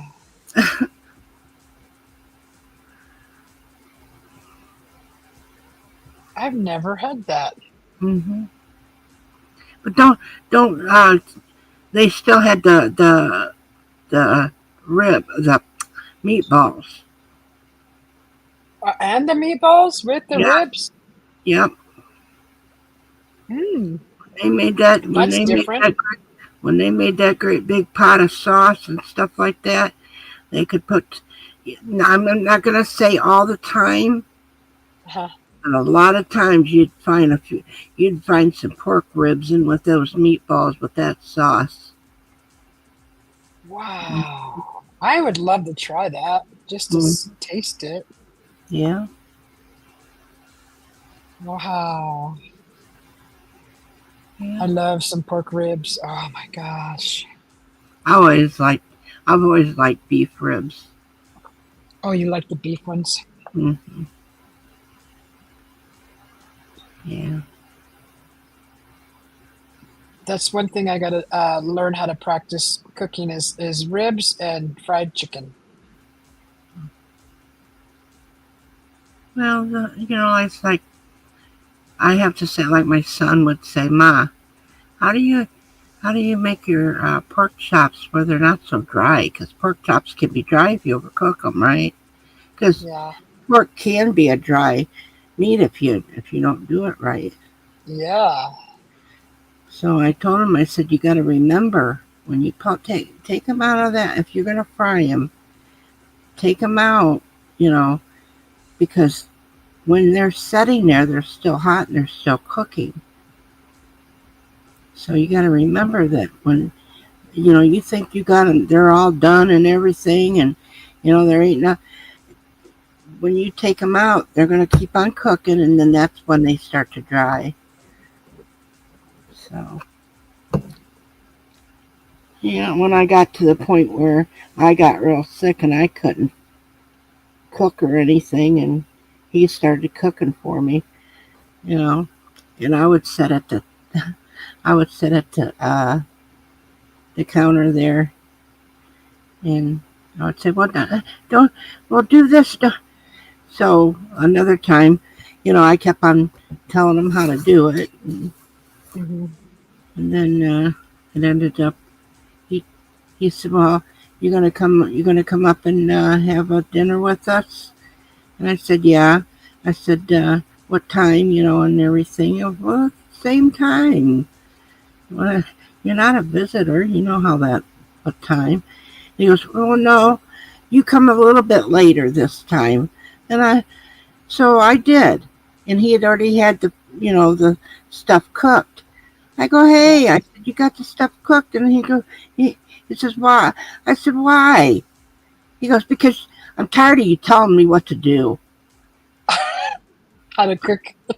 Yeah, Aw. because he just wanted to get it done. So he goes, "Here, you taste this." And every so often he would, when he'd cook and make something, he'd bring it out. And he goes, "Here, taste this." Yeah, That's crazy. but he does a good job at cooking. Aw. Do you tell him he does a good job, or is he nervous? No, he does good. If I Oh, like it, I like it. If I don't, I mean, yeah, I'm sure that he's like pleased that, it's done where I like it because he mhm, wants to eat something, mhm. but he thinks it's good, and I do too. And I'll tell him. His Mhm. girlfriend, she brought me out. Oh, God. Oh, no way. She brought out some meatloaf and some one day she had made a homemade meatloaf, and then Mm-hmm. she made some uh, creamy potatoes, scalloped potatoes, like cheesy Mm-hmm. scalloped potatoes. So Oh, she brings scallop. scalloped, yeah. She brought them Mm-hmm. out, and when I tasted that meatloaf, she goes, "How do you like it?" And I said, "I don't like it." Oh my God. My son, his eyes got big, and he goes, "Mom," I said, "She asked me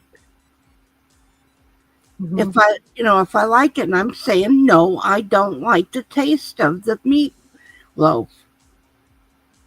I said, "But I'm going to tell you, those scalloped potatoes, they're better than what I make." Oh. I said, "So from now on, don't make me any meatloaf, but you can make me some more scalloped potatoes." Aw. And then when I said something to him about that and everything, and I said, "Now, remember, if I would have told her I liked it and lied, she would have made it for me again." Yes. That's why you tell the truth. Right. Yeah. If she likes it, go ahead and make it. Don't make it for me. Remember, you're not gonna give me any meal that day, right? Yeah. Yeah. Because that you're making the meatloaf that you like, but I don't care for it. It's not like I make it, or I've had other people's that I've liked too, but I didn't Mm-hmm. like hers. Yeah. So, but like I said, for her and her scalloped potatoes, I said, "You make it better than me. So you continue to make those." Yeah. And and that was the truth. I thought I was doing okay with my crap, but when she made it, it tasted pretty damn good to me. Uh-huh. So, so when he comes out the next day and we start talking about it, you know what he said? "Mom, I really didn't care for the meatloaf either." I said, "Then what was you, what?" I said, "What?" He goes, "Nah." He goes, "I ate it, but I really didn't care for it that well." I said, "Good Ugh. luck when she makes it again for you." Yeah. You gotta say something. Hmm.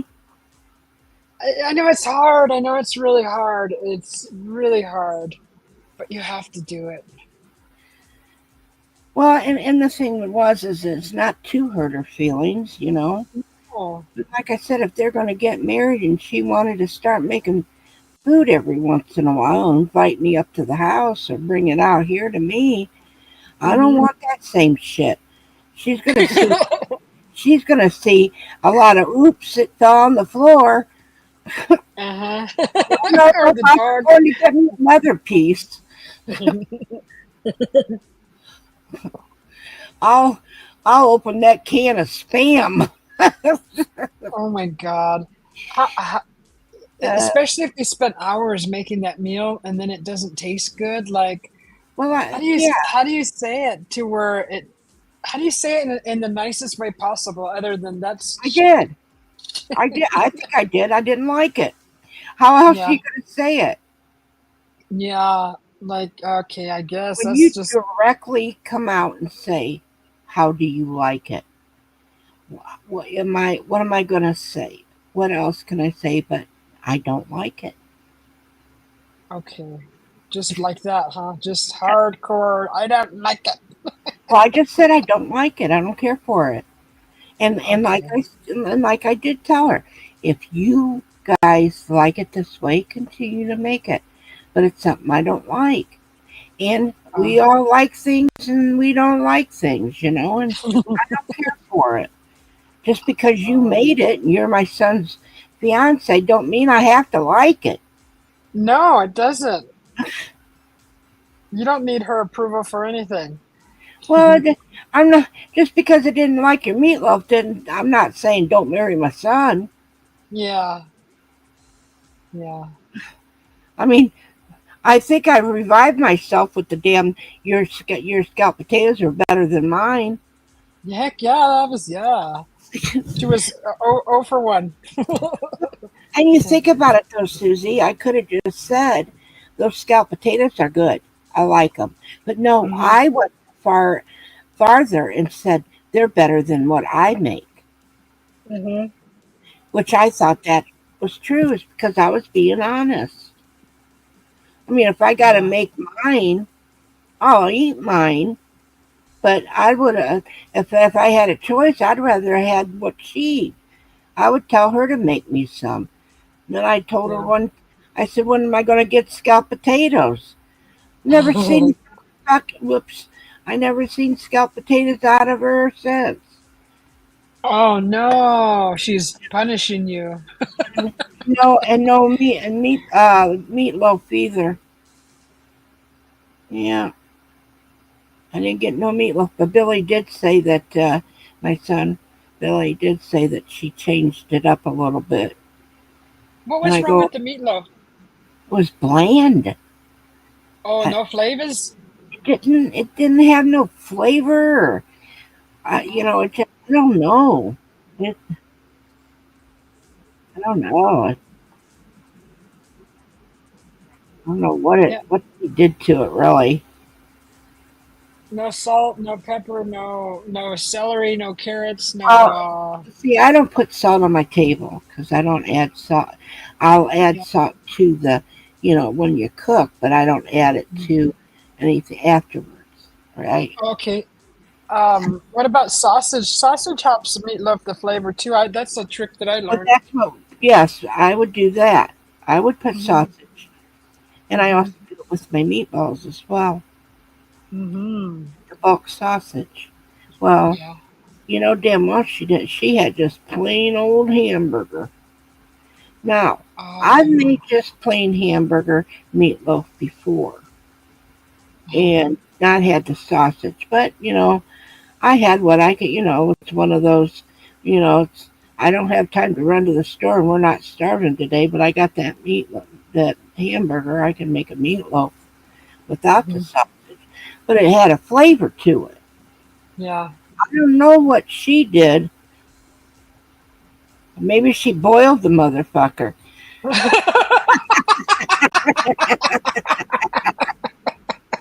Oh my God, maybe, maybe.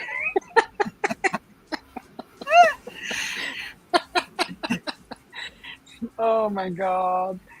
No, my mama didn't teach me to broil my meatloaf, so we made meatloaf good. But I didn't learn about the sausage trick till way later, way later. But she put enough veggies in it that it gave it nice flavors. Uh huh. She seasoned really well. So the sausage, that's just a that's the icing on the cake with the meatloaf with that flavor. Oh Yeah. my gosh, what a huge difference! Boiled it with meatballs, says Roger. Rocher. What did he say? He said she broiled it with the meatballs.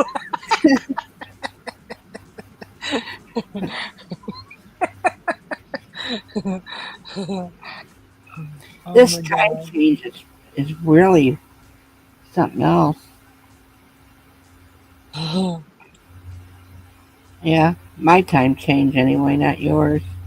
Yeah. Oh god, this if this is a cold, this better not be a cold because I'm trying to chase it away. I can feel the itch in the back of my throat now. Little Yeah. itchy, little itchy, small little itchy. I'm drinking lemon tea, sun-dried lemon tea.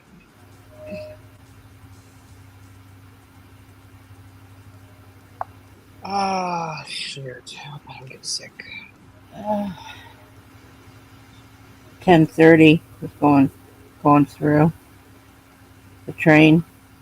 Oh, is that the normal schedule? Hell, I don't know.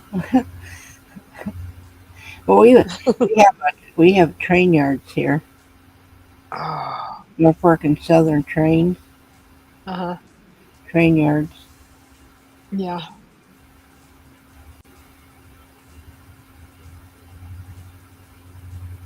Oh my gosh. I got the heater on with the door wide open. Oops.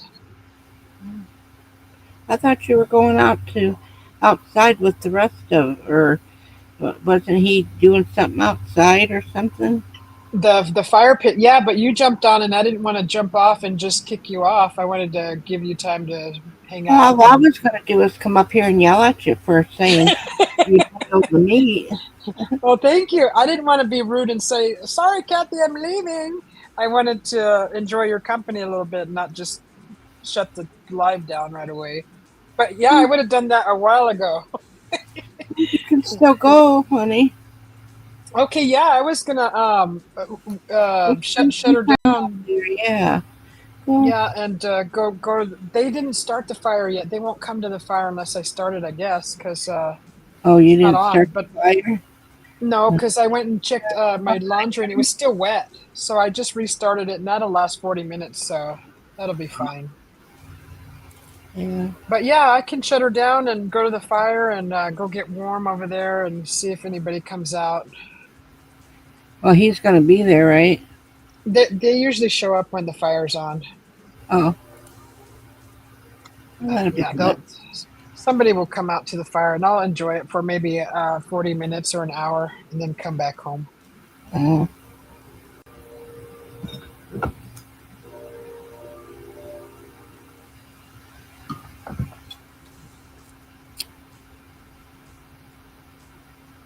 Oh, internet connected. Sorry, I had a glitch in the internet.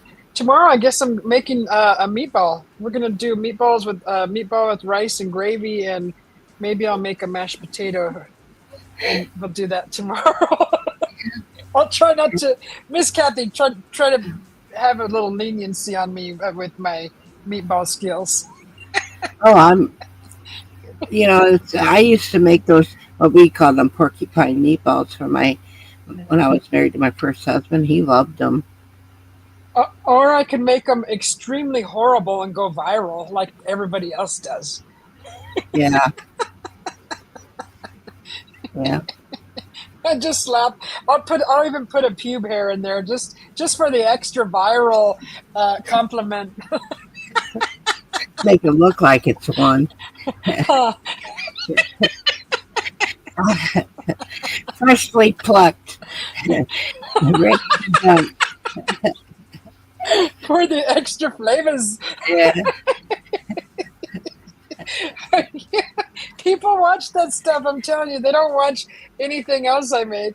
People watch the crap. They watch the stuff that gets burned, messed up, looks yeah. like crap. At the end of Like your what's stream, wrong? by the end of your stream, you're gonna have 6,000 subs. I know, right? Because they want to see more food getting messed up and maybe Yeah. another pube. Tune in next week for the next the public show.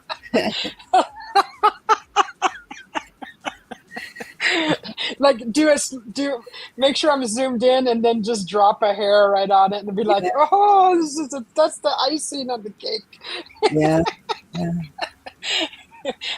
Maybe even get some snow dandruff from the head and just shake it in like a extra seasoning. Throw a Well, booger in it. scratch your head. You could scratch your head and then let them just see the snow going down into the food. And then you could put like flakes or like coconut flakes or something real fined up and let it fall in. Or some rock salt in my head. I already Yeah. put it in my hair before the show and then just like nonchalantly go like this. Anybody else is going to eat it. I know, right? Yeah. Then I have to take a bite out of it just to show everybody I like it. You better have some previously made. A separate plate. Go to the next plate. That's the good food. Eat out of that plate.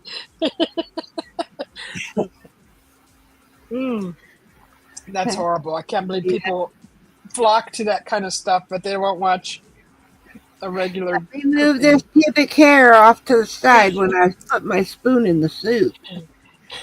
Some snot to the gravy. I already have a runny nose. It'd be perfect.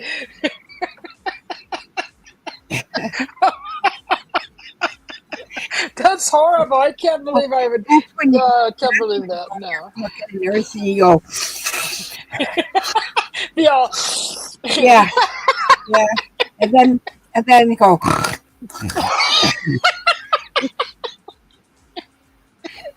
Oh God. Oh God. That would here go they viral. sneeze.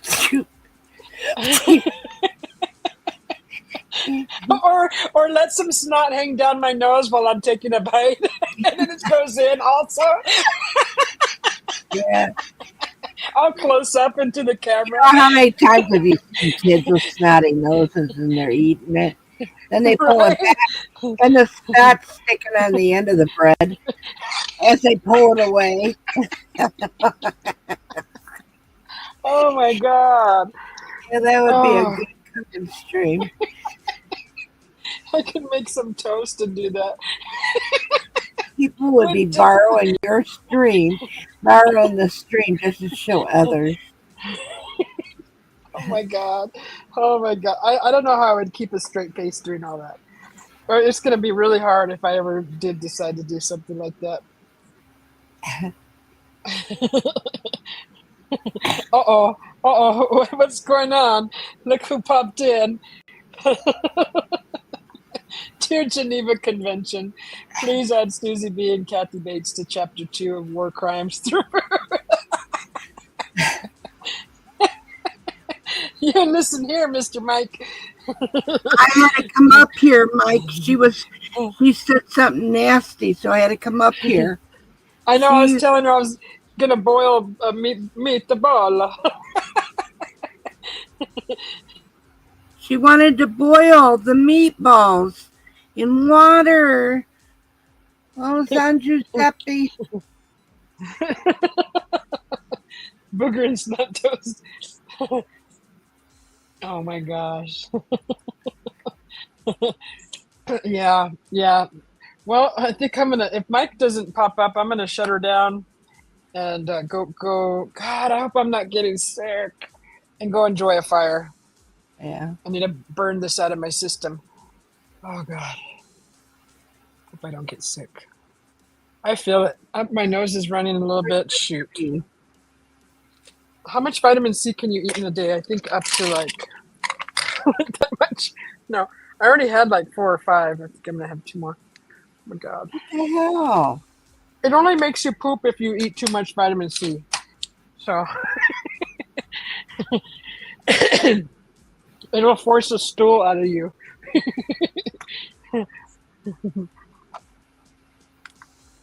Where's Mr. B at? He went home. Oh, Yeah, he has to work tomorrow. oh, that's right. Yeah. Oh my God, I can't believe that. I ruined a meal doing all that. Well, of course, first of all, it ruined a meal for 2 reasons. You want to boil the hamburger, and then we were talking about having a cooking show and putting pubic hair in the soup.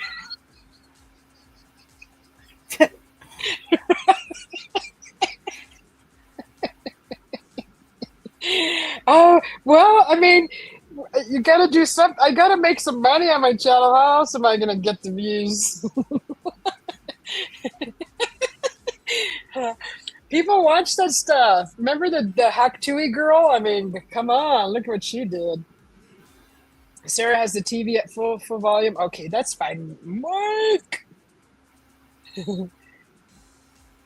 Were you gonna sing him happy birthday, Kathy? Aw, Who?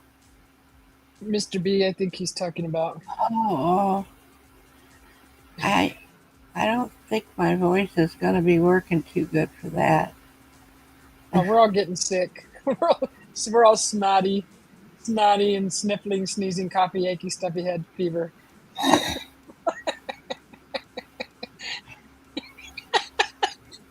I better not get a freaking fever.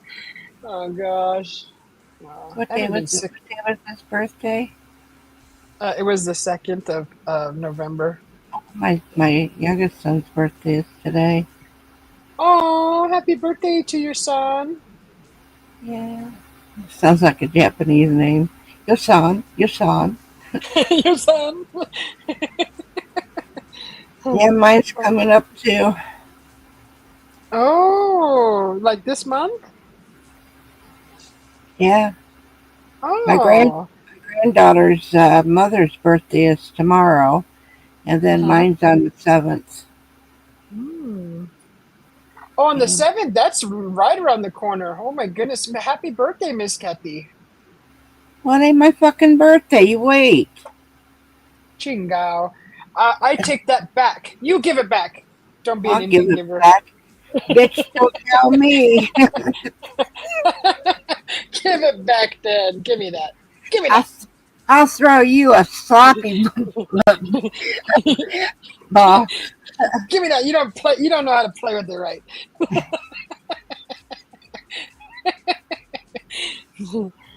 Roger say over there. Oh. He said, "Mike, you missed Miss Kathy talking about the cow getting pregnant." He goes, "Oh, I know." Yeah, he knows. Yeah.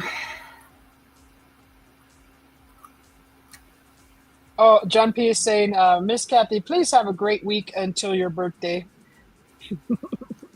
Oh, well, thank you, John P.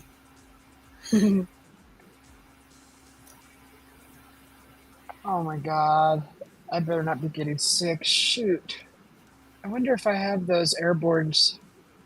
Do I have any here?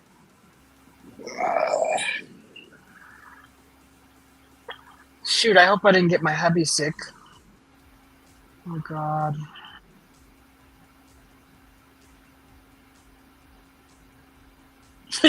He used to get mad when he would bring home sickness, and I would tell him if he said people were sick at work, I wouldn't kiss him after he came home, and he'd get all mad.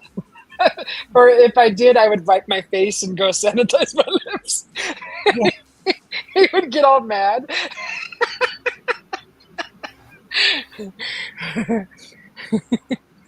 He goes, "Don't wipe your mouth." I said, "Ew, I want to get sick." What did Mike say? Uh, they're taking her to Gilbert's, Susie. It's her new favorite restaurant. Oh, Gilbert's, what's that? Oh, God, no. Oh God, no! Is that a fancy schmancy restaurant? Oh, no. It's not a No. fancy schmancy. Got a motherfucking Scottish flag outside of it. And the woman Oh, that owns it, they came into my town, my uh-huh, Italian town, uh-huh. and opened up a Scottish restaurant. Oh, you don't like the Scots? So anyway, my sister-in-law, she lives a couple of towns out, you know, Uh, away, uh-huh. and she came into town and she happened to see it. So she was saying, next time I come in town, we'll have to try that restaurant. I said, I already have. I've already been there. She goes, well, I have to try it with you. We can go together. Uh huh. I'll let her Oh, believe it. Rochette says Gilbert's or Olive Garden. John P, Olive, who are Gar- you kissing? Olive Garden is not an Italian restaurant. I don't care what they say. Huh. That's a piss poor Italian restaurant. Mhm.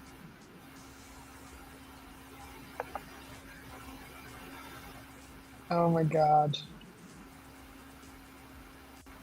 Would you type in there, Susie? John P goes, well, I wonder who I got it from. And I said, who are you kissing, brother?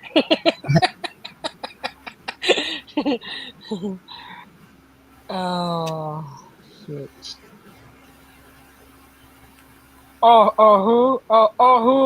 Who am I kissing? Huh? No, I told you I was playing on the slot machines, touching the buttons. No, I haven't Oh, kissed anybody. Ew. Olive Garden is the Italian restaurant says, Mike! Oh, hey, you got it.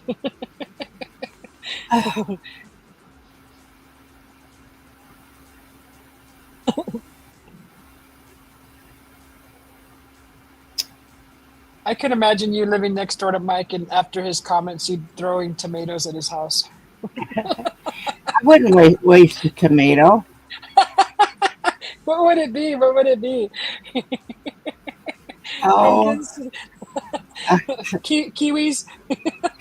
all that so far you can cook. Yeah.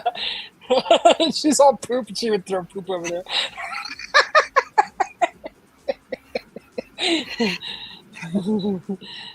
No slap fever. That's what I got, slap fever. I would go out to the nearest farm and get a bunch of cow shit and throw it at his windows. Oh, oh, Oh, I shouldn't have brought up cow shit because then he'll come up with some other story. I don't want to uh-huh. talk about that story either. Right. Tomatoes and a coffee.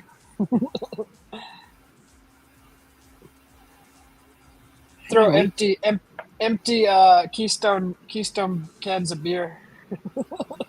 He'd be all mad. Yeah.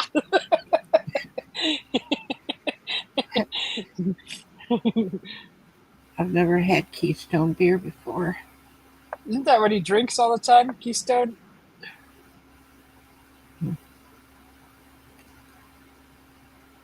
I own a garden hose. She's 2 apples tall. It'll be a waist high at best.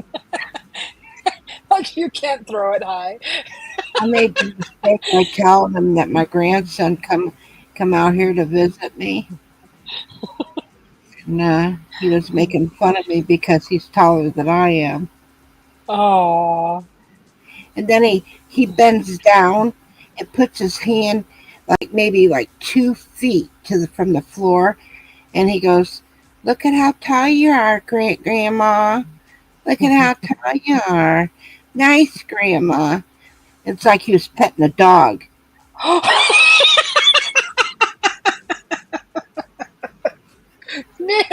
jeez! Yeah, No respect. No respect. no, that's because there's a couple of guys that made him that way. Uh huh. Mike. Chingao putano.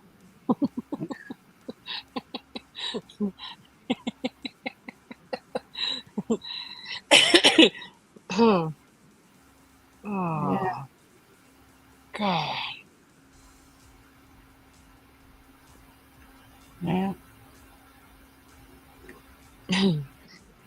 That's so messed up. He says you're 2 apples tall.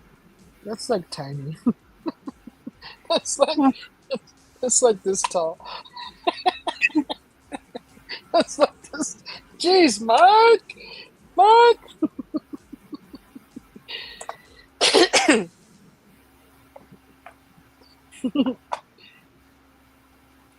No. yeah, they do call me Queen. Mhm. Oh my gosh. Well, I had my granddaughter, which is actually Abel's sister. She had been uh-huh. messaging me all day, and uh, she's really really good at calling me Queen. But she'd Yeah. ask, "How you feeling? I want to come and visit." And and they live in North Carolina. She does. So what does he say?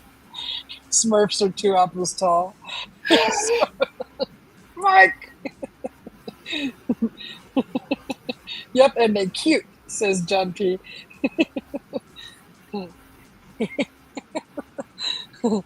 Oh my gosh.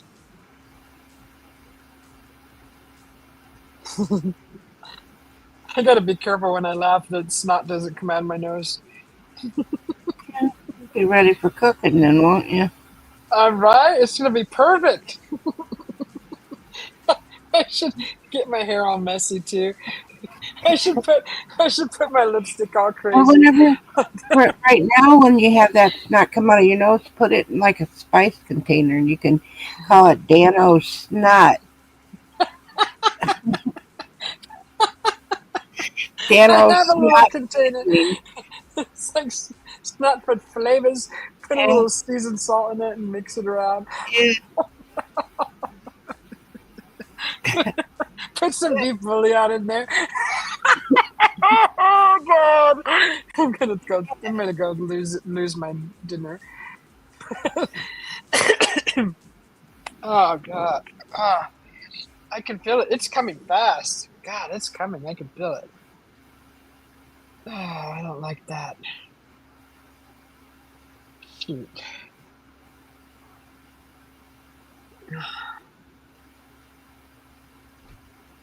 Darn it. I had lemon tea. I just drink tea all night. Electrolytes, electrolytes. Yeah. Ah, shoot. Darn people, why do you go out in public when you're sick? God. That's the way it is. It's like an allergy of some kind, you know. I hope it's an allergy. I hope it's an allergy. My eyes are watery as too, and you know, Mine are itchy. yeah, Mine are real itchy right now. yeah. Darn it. I was fine all day.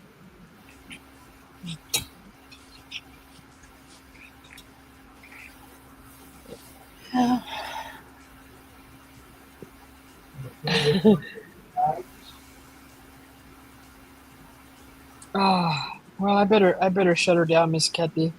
All I'm gonna right. go see if maybe I can start a fire and get my clothes, and then we're gonna cook tomorrow. Oh yeah. We'll see. We'll see what we're gonna cook. Some nice, sloppy, yummy, delicious, Hmm. snivelly, sloppy, slimy food. Oh God.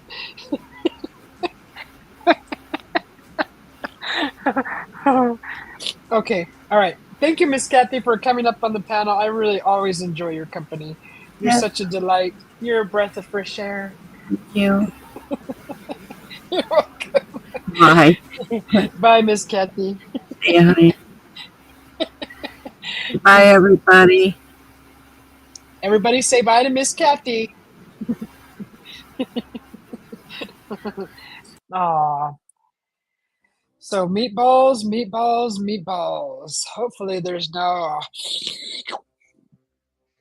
Hopefully, oh, mm,